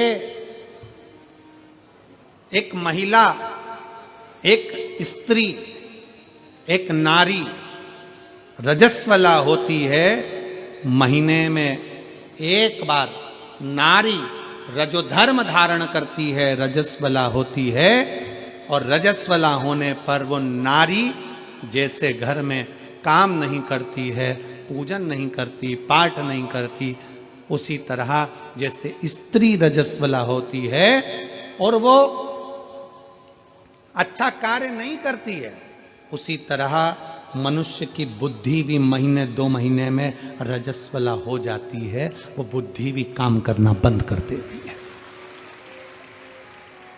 कभी कभी बुद्धि भी काम करना बंद कर देती, बुद्धि भी रजस्वला हो जाती। अच्छी चल रही है, अच्छा बुद्धि काम कर रही है, अच्छा चित्त लग रहा है, अच्छा कार्य हो रहा है, मालूम पड़े बुद्धि ने काम करना बंद कर दिया, गलत मार्ग पर चली गई। कोई गलत दोस्त मिल गए, गलत मित्र मिल गए, गलत सोच वाले मिल गए, निंदा वाले मिल गए, चुगली वाले मिल गए, बेकार मिल गए। तो निवेदन है, जैसे स्त्री रजस्वला होती है, काम करना जब बंद कर देती है तो एकांत में अपना आसन लगाकर बैठ जाती है, एकांत में विश्राम कर लेती है, एकांत में रहती है। उसी तरह शिव महापुराण की कथा कहती है, भगवान शंकर का चरित्र कहता है, जब तुम्हारी बुद्धि काम करना बंद कर दे, तुम्हें लगे कि ये गलत जगह जा रही है, कहीं मदिरा पान में, कहीं वेश्यावृत्ति में, कहीं जुए में, कहीं मांसाहार में गलत जगह अगर जा रही है, और बुद्धि जब निंदा में, चुगली में ज्यादा जाने लगे, तो फिर एक काम करना, जैसे रजस्वला स्त्री एकांत में रहती है, उसी तरह जब बुद्धि सही जगह ना चले तो थोड़ा 1-2 दिन भगवान शंकर के मंदिर में रोज अपना समय लगाकर एकांत में बैठकर शिव का नाम का जाप करो, धीरे धीरे बुद्धि काम करना प्रारंभ करो, बुद्धि काम करेगी।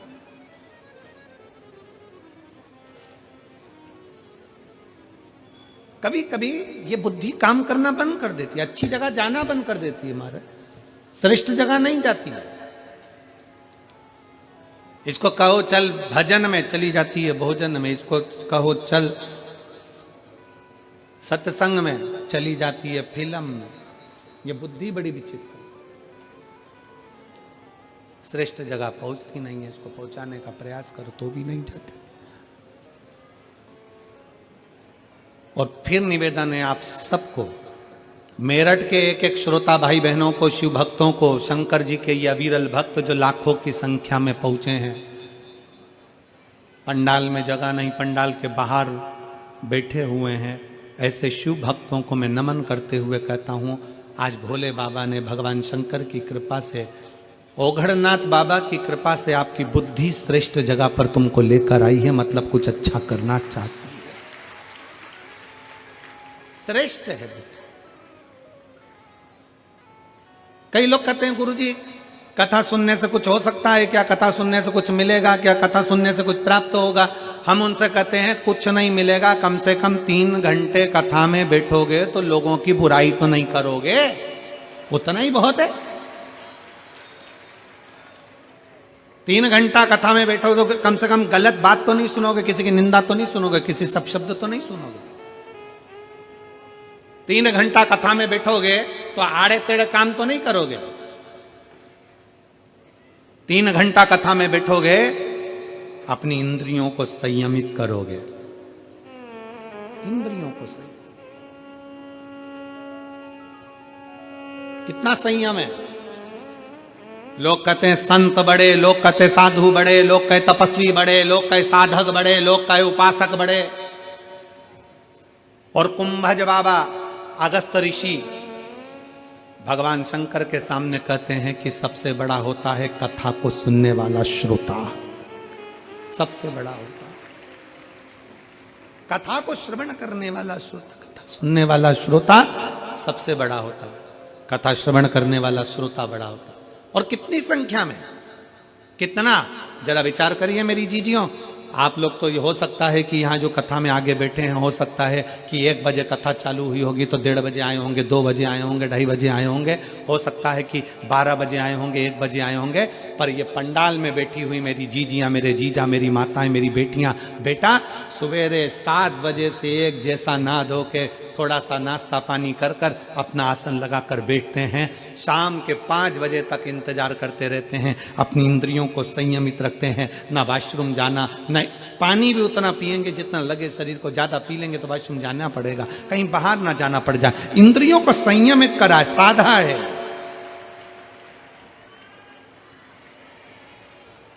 अपनी इंद्रियों को साधा, और इतना साधा इंद्रियों को कि कथा में बैठते हैं उस समय पर अपना चित्त, अपना मन नयन कथा में, श्रवण कथा में, वाणी कथा में, चित्त कथा में, हृदय कथा में, सब कथा में लगा।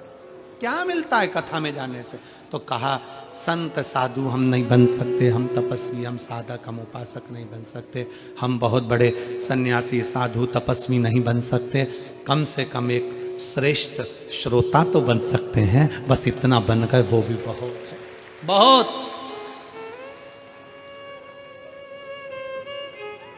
उसके आश्रित तो हो गए। तारकासुर के तीनों बेटे तारकाक्ष, विदुमाली, कमलाक्षकी ने विचार कर लिया, तीनों ने मन बना लिया और तीनों विचार में लग गए कि अपने को भगवान शंकर का दर्शन करना है। वर किससे मांगना है? ब्रह्मा जी से। वर मांगा ब्रह्मा जी से, ब्रह्मा जी का तप करा, साधना करी और वर मांगा। ब्रह्मा जी ने पूछा क्या चाहिए? कह दिया हम तीनों कभी मरे ना। भगवान ने कह दिया ब्रह्मा जी ने, ये तो हो नहीं सकता कि तुम मरोगे नहीं, मरना तो पड़ेगा और मृत्यु निश्चित है, आएगी जरूर, एक ना एक दिन तुम्हारे प्राण जाएंगे जरूर। कोई तुमसे कह देना कि मेरे पास आकर बैठ जाओ, मैं तुम्हारे को दुख नहीं आने दूंगा, समझ लेना पक्का बेवकूफ बना रिया है, पक्का बेवकूफ बना। ऐसा हो ही नहीं सकता। संसार में जन्म लिया है तो दुख तो साथ में लिखा कर लाए हो।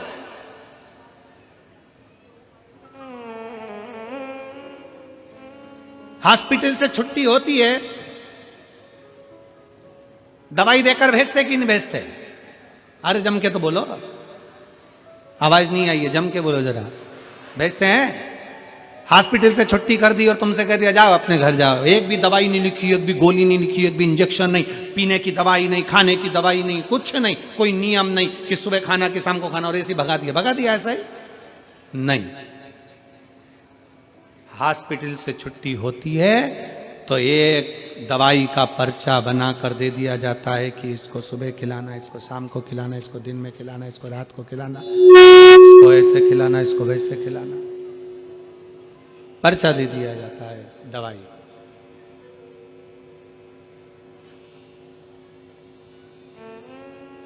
हॉस्पिटल से छुट्टी हुई और तुम्हारे हाथ में एक पर्चा थमा कर भेज दिया गया। एक पर्चा दे दिया हॉस्पिटल से कि इस दवाई को सुबह दोपहर शाम में तुम्हें लेना है, इस दवाई को तुम्हें लेना है। उसी तरह हम जब प्राण त्याग कर 83,99,999 योनियां काट कर जब हम ऊपर जाते हैं, और हमने 83,99,999 योनियां काटने के बाद जो कर्म करा होता है, उस कर्म का भोग जब हम ऊपर भोगते हैं, कर्म का भोग भोगने के बाद हमारी ऊपर से छुट्टी हो जाती है, हम पृथ्वी पर 84,00,000वें नंबर की योनि, मनुष्य की योनि पाते हैं। तो ऊपर से अपने मस्तक की रेखा पर एक दवाई का पर्चा लिख कर भेज दिया जाता है कि इतने साल के होगे तब तुम्हें ये दुख आएगा, इस समय पर ये तकलीफ आएगी, ऐसा कष्ट आएगा, फिर तुम्हें अच्छा परिवार, अच्छा पत्नी, अच्छा घर सब मिल जाएगा, भोजन भी मिलेगा, घर भी मिलेगा, सब कुछ मिलेगा, पर तकलीफें ये दवाई की तरह है जो भाग्य में लिखा कर लेकर आए हैं। तो जैसे हॉस्पिटल से आने के बाद भी दवाई खाना पड़ती है, ऊपर से आने के बाद भी कर्म का दंड यहाँ भोगना पड़ता है, यहाँ भोगना।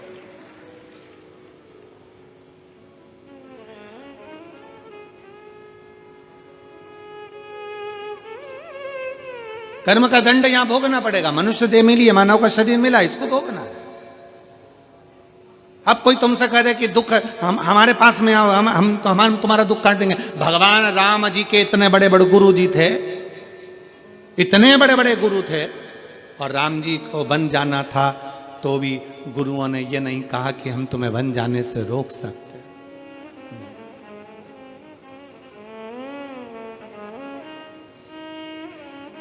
कर्म गति को तो भोगना। भगवान कृष्ण के इतने बड़े बड़े गुरु थे,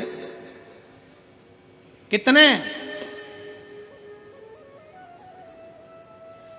और जरा विचार करो, भगवान कृष्ण की 16,108 रानियां, और 16,108 रानियां होने के बाद भी जब संतान का सुख नहीं हुआ तो गर्गाचार्य बाबा से पूछा द्वारका जी में, आप बताइए गुरुदेव मेरे घर में औलाद नहीं, 16,108 रानियां।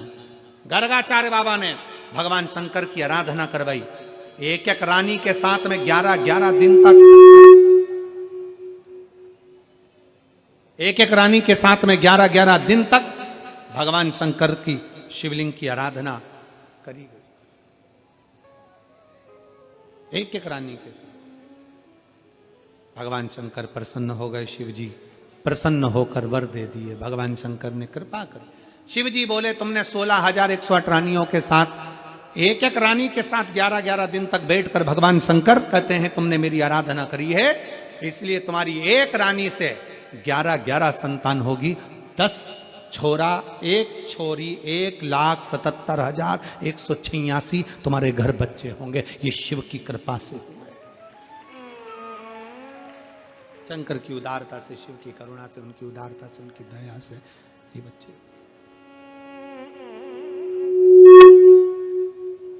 थोड़ा सेट कर लीजिए आप।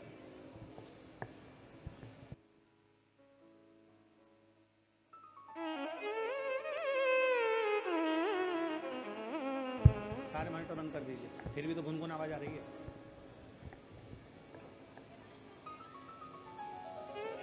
स्पार्किंग आवाज आ रही है।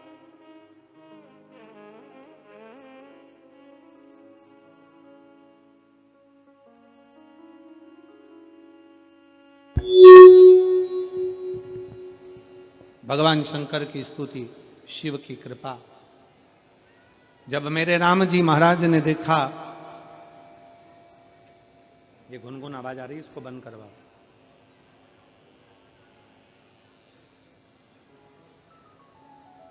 भगवान कृष्ण स्वयं शंकर की आराधना में लगे। भगवान कृष्ण जब राम जी महाराज लंका पर चढ़ाई करने के लिए गए, लंका पर चढ़ाई करते समय उनके स्मरण में आया कि जिस रावण की लंका में मैं जा रहा हूं,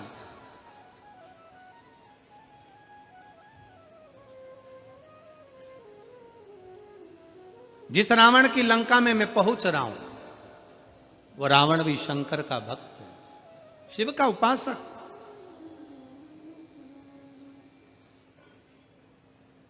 बस बंद हो गया।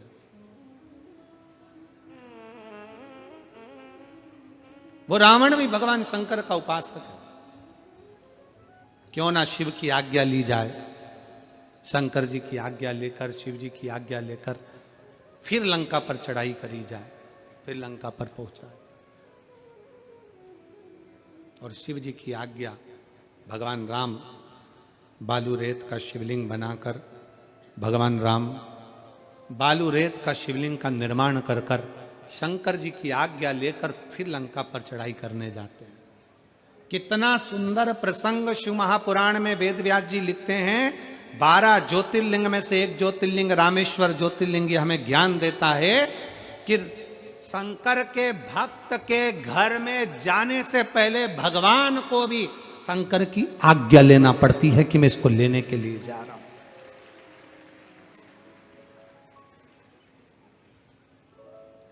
अकाल मृत्यु वो मरे जो काम करे चंडाल का, काल उसका क्या बिगाड़े जो भक्त हो महा काल का।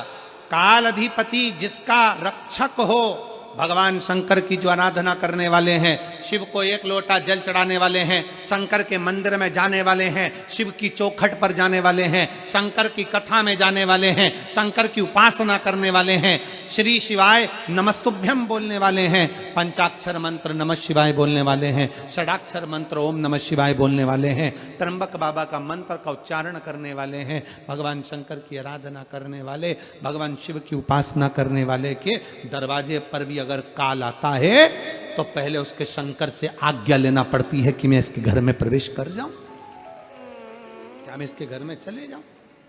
इसलिए आप लोगों से कहा था कि अपने अपने दरवाजे पर एक एक स्टिकर लगा दो। क्या? जम के बोलो जरा, श्री शिवाय नमस्तु। एक एक स्टिकर लगा दीजिए। गाड़ियों पे भी लिखवा दो श्री शिवाय नमस्तु। क्यों? क्या फायदा? दरवाजा बजाने वाला जब दरवाजा बजाएगा, कोई बुरी खबर भी देने के लिए आएगा, उस खबर को देने से पहले दरवाजे पर पड़ेगा श्री शिवाय नमस्तुभ्यम। शिव महापुराण की विद्येश्वर संहिता कहती है कि श्री शिवाय नमस्तुभ्यम बोलने वाले का मात्र मुख का दर्शन कर लो तो हजारों अश्वमेध यज्ञ का फल प्राप्त हो जाता है और हमारे पाप छिन्न हो जाते हैं। जब हम दरवाजे पर श्री शिवाय नमस्तुभ्यम लिखेंगे, कोई आके दरवाजा बजाएगा, दरवाजा जब हम खोलेंगे उसके मुख का भी दर्शन करेंगे तो हमारे को कोई गलत सूचना नहीं मिलेगी, सूचना भी अच्छी ही प्राप्त हो, गलत नहीं मिल सकती, कुछ अच्छा ही मिले। एक पत्र है,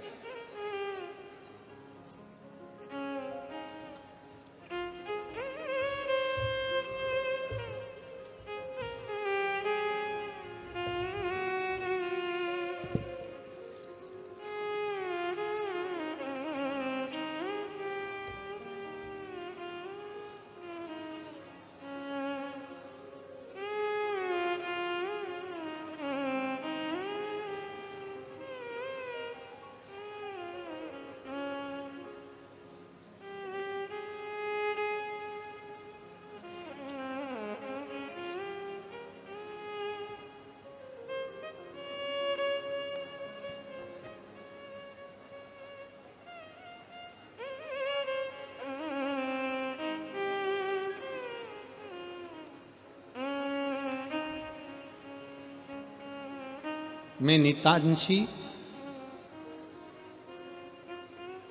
मोरती शाहजहांपुर से रहने वाली हूँ। मेरा मोबाइल नंबर ये है। आप लोग एलईडी पर आस्था चैनल के माध्यम से पत्र पढ़ सकते हैं। मैं अपने कुबेर भंडारी का क्या वर्णन करूं, मेरा मोबाइल नंबर ये है। हम जब भी सीओर आए हैं तब तक कुछ ना कुछ पाया है। गुरुजी मेरी शादी को 4 साल बीत गए थे। कहीं बैठी हो तो एक हाथ आपके, आप ही लोग हैं। श्री शिवाय नमस्तुभ्यम। आ जाइए, बेलपत्र ले जाना, आ जाओ। बच्चा आया है इस हाथ में, उसको भी लिया, ले आइए।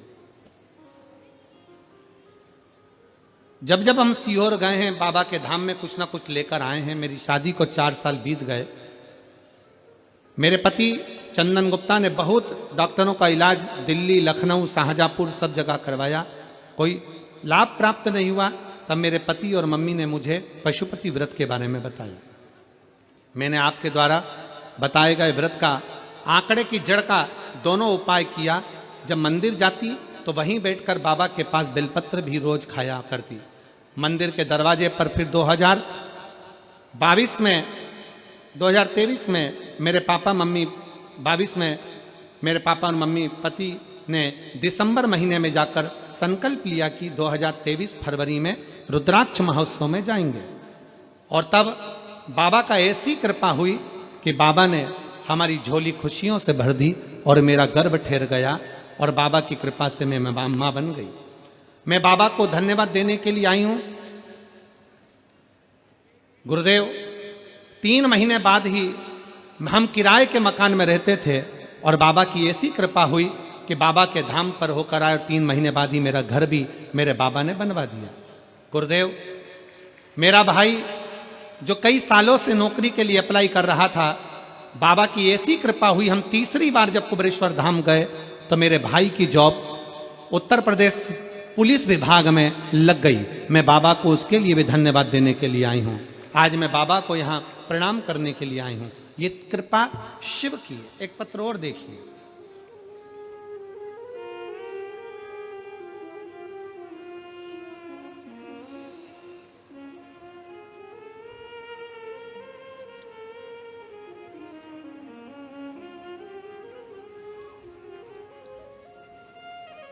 मेरा नाम मीनाक्षी है, पति का नाम चंद्र प्रकाश है।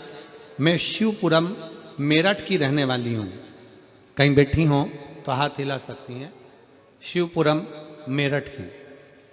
गुरुजी, मैं 2 साल से कथा श्रवण कर रही हूँ, लेकिन पंडाल में बैठकर कथा नहीं सुन सकी थी। नवंबर 2023 में जो कथा आपकी भिंड ददरुआ धाम में हुई थी, वो कथा मैंने पंडाल में बैठकर सुनी थी और बाबा से विनती करी, बाबा मेरा भी घर बन जाए, क्योंकि मेरा घर किराए का था। फरवरी 2024 में बाबा ने मेरा खुद का घर बनवा दिया। मैं बाबा को यहाँ प्रणाम करने के लिए आई हूँ। गुरुदेव, 2024 में घर बन गया। अक्टूबर 2024 में हापुड़ में कथा हुई। गुरुदेव, जाने की तैयारी थी,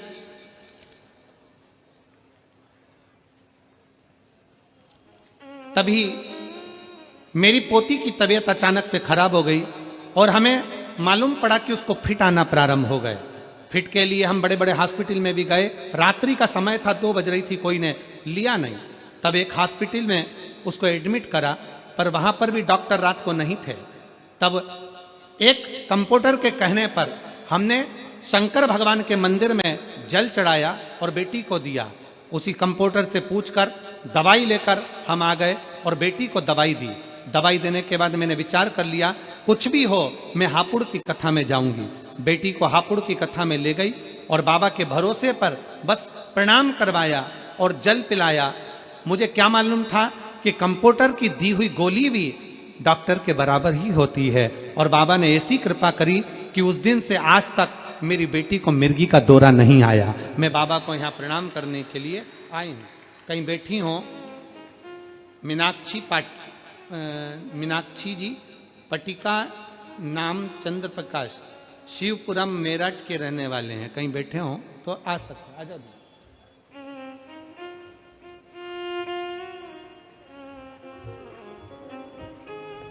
और मैंने तेरे भरोसे बाबा, तेरे ही भरोसे हवा विच उड़ती जावांगी। बाबा डोर तो छड़ी ना में कटी जावांगी। भोले मैं तेरी पतन, शंभू मैं तेरी पतन, हवा विच उड़ती जावांगी। बाबा डोर तो छड़ी ना में कटी जावांगी। भोले मैं तेरी पतन, शंभू मैं तेरी पतन, हवा बिच उड़ती जावांगी। बाबा डोर तो छड़ी ना में कटी जावांगी। शिव पर करा भरोसा, विश्वास टूटता नहीं। शिव महापुराण की कथा कहती है, तारका सुर के 3 बेटे तारकाक्ष, विदुमाली और कमलाक्ष की, तीनों ने विचार कर लिया कि हमें शिव का दर्शन करना, शंकर का दर्शन करना। मृत्यु मांगी, ब्रह्मा जी ने कह दिया कि मौत तो आएगी, निश्चित है, उसको कोई टाल नहीं सकता। पर इतना जरूर है कि पहले भी कथा में कहा कि एक अटल मृत्यु होती है और 100 बार मृत्यु हमारे करीब में आती है। 100 बार मृत्यु हमारे करीब में आती है, पर तुम्हारे द्वारा चढ़ाया गया 1 लोटा जल वो 100 बार की मृत्यु को टाल देता है। और जो अटल मृत्यु है वो तो हर एक को आना है, एक दिन प्राण जाना ही है। अटल है वो, अटल ही रहेगा।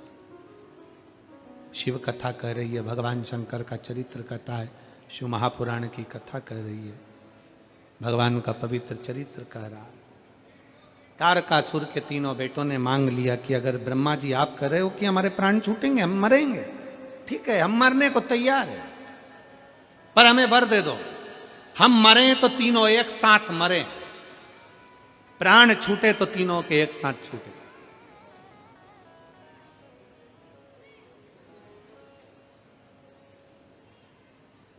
ब्रह्मा जी ने कह दिया तथास्तु, तुम तीनों मरोगे तो एक साथ मरोगे, तीनों के प्राण जाएंगे तो एक साथ जाएंगे, तथास्तु। अब तीनों इतने चतुर थे, उन्होंने तीनों ने अपनी अपनी नगरी जो बसाई ना, बहुत दूर दूर बसाई, और तीनों ने बात कर ली कि अपन तीनों कभी एक जगह मिलेंगे ही नहीं, जब मिलेंगे ही नहीं तो मरेंगे ही नहीं। चतुरता है।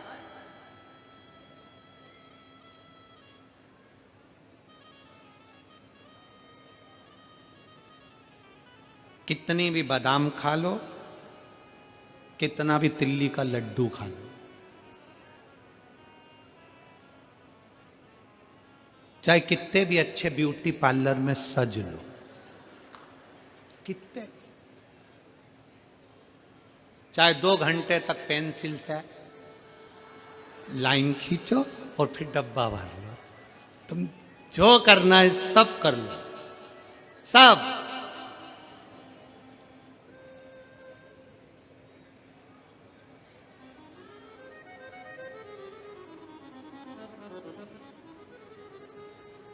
एक अपना जन्म प्रमाण पत्र और एक अपना मृत्यु प्रमाण पत्र, ये कभी भी अपने हाथों में तुम नहीं ले पाओगे, कभी नहीं। जन्म प्रमाण पत्र भी तुम्हारा दूसरे के हाथ में है और मृत्यु प्रमाण पत्र भी तुम्हारा दूसरे के हाथ में होगा। जन्म प्रमाण पत्र से मृत्यु प्रमाण पत्र तक का बीच का जो सफर है, उसमें ऐसे ऐसे प्रमाण पत्र लेने का प्रयास करिए कि वो जिंदगी की सार्थकता सिद्ध कर दे। वो प्रमाण पत्र तुम्हारा, कितना भी सज लो, कितना भी श्रृंगार कर लो, कितना भी बादाम खा लो, कितना भी रसगुल्ला खा लो। होता एक जयपुर की एक बेटी ने हमसे प्रश्न, बहुत पहले की बात, बहुत लगभग 19 साल हो गए होंगे, जयपुर की एक बेटी घंटाघर के पास में रहती, उसने एक प्रश्न किया, गुरुजी मैं कभी बाजार का कोई चीज नहीं खाई, गुरुजी मैं कभी बाजार के फैशन में नहीं रही, गुरुजी मैं तो अपनी एजुकेशन की तैयारी में लगी रही, पढ़ती रही, और बाबा ने आज मुझे कॉलेज में प्रोफेसर भी बना दिया गुरुजी, पर एक बात समझ में नहीं आती, मैंने कभी किसी का बुरा नहीं किया, कभी किसी का गलत नहीं किया, कभी मैंने गलत काम नहीं किया गुरुजी, फिर मुझे कैंसर का रोग क्यों हो गया? मुझे कॉलेज में प्रोफेसर भी भगवान ने बना दिया, सारा सुख परमात्मा ने दे दिया। बहुत पहले की बात है, जब जयपुर कथा करने के लिए हम पहुंचे थे, उस समय का क्रम है। गुरुदेव समझ में नहीं आया, मैं कभी बाजार का नहीं खाई, कभी बाजार में मैंने कोई वस्तु ना पाया, कोई खाने का सामान ना खाया, मैं बिल्कुल सिंपल अपने जीवन को जीती थी, एजुकेशन की तैयारी, पढ़ाई की तैयारी करती, खूब पढ़ी, और पढ़कर मैं कॉलेज में, सरकारी कॉलेज में प्रोफेसर भी बन गई, पर गुरुजी भगवान ने मुझे कैंसर जैसा रोग क्यों दे दिया? हमने उस बेटी से, उन दीदी से हमने एक ही बात कही कि दीदी ये आज का नहीं है, आज का नहीं है, ये हमारा पूर्व का। वो एक लाइन आप लोग गुनगुनाते हो ना कि पिछले जन्म के अच्छे कर्म मुझे बाबा तेरे बारे मिला, कोई पिछले जन्म के अच्छे कर्म मुझे बाबा तेरा प्यार मिला, जहां सारी दुनिया झुकती है, जहां सारी दुनिया झुकती है, मुझे वो आली दरबार मिला, दरबार मिला। कोई पूर्व का कर्म, हमारे पूर्व के कर्म का भोग हमको भोगना ही पड़ता है। होता है, एक प्रसंग शिव महापुराण में आता है, एक राजा ने एक सुंदर मंदिर बनवाया भगवान शंकर का, भगवान का मंदिर, राम जी का मंदिर, ठाकुर जी का मंदिर। राजा ने बड़ा सुंदर मंदिर बनवाया। भगवान का मंदिर बनवा कर राजा ने उस मंदिर में एक पुजारी जी को सेवा में लगा दिया। पंडित जी तुम्हें मंदिर की सेवा करें। पंडित जी सेवा में लगे, महीने की तनख्वाह मिलने लगी। समय आ गया, राजा का लड़का बड़ा हो गया, उसकी शादी हो गई, घर में बहू आ गई। शादी का एक रात्रि हुई, सुबेरे सुबेरे का समय था, बहू की आंख खुली और बहू तैयार होकर बस जाने के लिए बाहर निकल रही थी। उसने राजा के लड़के के पास में पलंग के नजदीक में तलवार रखी हुई देखी तो लड़की ने, उस बहू ने विचार करा, म्यान तलवार की कितनी सुंदर लग रही है, उठाकर देखती हूं। उसने तलवार की म्यान को उठाया, वो तलवार अंदर रखी हुई थी। म्यान देखते देखते उसने सोचा म्यान इतनी सुंदर है तो तलवार कितनी सुंदर होगी। उसने जो तलवार निकाली, तलवार की चमक के कारण उसकी आंखें बंद हो गई, बंद हुई, तलवार छूट गई। छूटी तो जो पति सो रहा था उसके गले पर पड़ गई और पति मर गया। राजा का बेटा, इकलौता लड़का राजा का, वो युवराज, राजा का लड़का मर गया। पत्नी ने सोचा कि कल शादी हुई, आज राजा का लड़का मर गया, मेरे ऊपर इल्जाम लगेगा, मुझे फांसी की सजा मिलेगी, मृत्यु दंड मिलेगा, करूं क्या। उस रानी ने तुरंत, उस युवराज की पत्नी ने तुरंत उसके शव को खींच कर ले गई और मंदिर के साइड में एक पौधे के पास में उसको पटक दिया। मंदिर के साइड में पौधे के पास में पटका।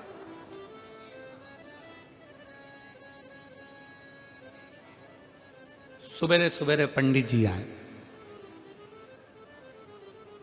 फूल तोड़ रहे थे। उन्होंने उस बॉडी को नहीं देखा, उन्होंने उस शरीर को नहीं देखा और पत्नी वहीं बैठकर चिल्लाना चालू कर दिया, हाय मेरे पति को मार डाला, हाय रे मेरे पति को मार डाला, इस पंडित ने मेरे पति को मार डाला। अरे दूत आए भागकर, पंडित जी को पकड़ा, ले जाकर राजा के सामने खड़ा कर दिया। तुम्हारे लड़के का वध कर दिया इसने, पंडित ने मार डाला तुम्हारे लड़के को। राजा रोने लगा, सिर पीटने लगा, मेरा इकलौता लड़का मर गया, इसको ले जाकर जेल में बंद कर दो। उसको बंद करा। राजा ने अपने लड़के का अंतिम संस्कार करा। दूसरे दिन सभा में बुलाया कि इस पंडित को क्या सजा दी जाए, बताओ, इसने मेरे बेटे को मार डाला, क्या सजा दी जाए। सबने अपने अपने निर्णय दिए। किसी ने कहा इसको मार डालो, किसी ने कहा इसको मृत्यु दंड दे दो, किसी ने कहा इसको फांसी पे चढ़ा दो, किसी ने कहा इसका भी गला काट दो। पर राजा ने विचार करा, नहीं नहीं नहीं, इसने इतने दिन मेरे भगवान की सेवा करी है, मेरे मंदिर में पूजन करी है, इसको मार नहीं सकता। एक काम करो, जिस हाथ से इसने मेरे लड़के को गला काटा है, इसका वो हाथ काट दिया जाए। पंडित का एक हाथ काट दिया गया। पंडित रोता रोता नगर से बाहर दूसरे नगर में चले गया। अब मैं इस नगर में नहीं रहूंगा क्योंकि मेरा हाथ कट गया। अब किसके पास जाऊं, किससे कहूं कि मेरा हाथ क्यों काटा, मैंने तो झूठ नहीं बोला, मैंने गलत काम नहीं किया, मैंने बद नहीं किया, फिर भी मेरा हाथ क्यों कटा, किस लिए, आखिर मेरा हाथ क्यों कटा। पंडित रोता रोता सोचा अपने गुरुजी से पूछूंगा जो काशी में रहते हैं। गुरुजी के पास जाने लगा। जैसे ही गुरुजी के पास गया, दरवाजा बजाया, गुरुजी नहीं थे, उनकी पत्नी चिल्ला के बाहर आई, कौन खोलना आया है, दरवाजा बजाया जा रहा है, बजाया जा रहा है, अक्ल नहीं है बिल्कुल रत्ती भर की, कौन है ये। दरवाजा खोलकर खूब गालियां दी पत्नी ने, हाथ कटा हुआ है। उसने पूछा गुरुजी हैं? पत्नी चिल्ला के बोली, कौन गुरु, कहीं मर गया होगा तेरा गुरु। आ गए, गुरुजी हैं, गुरु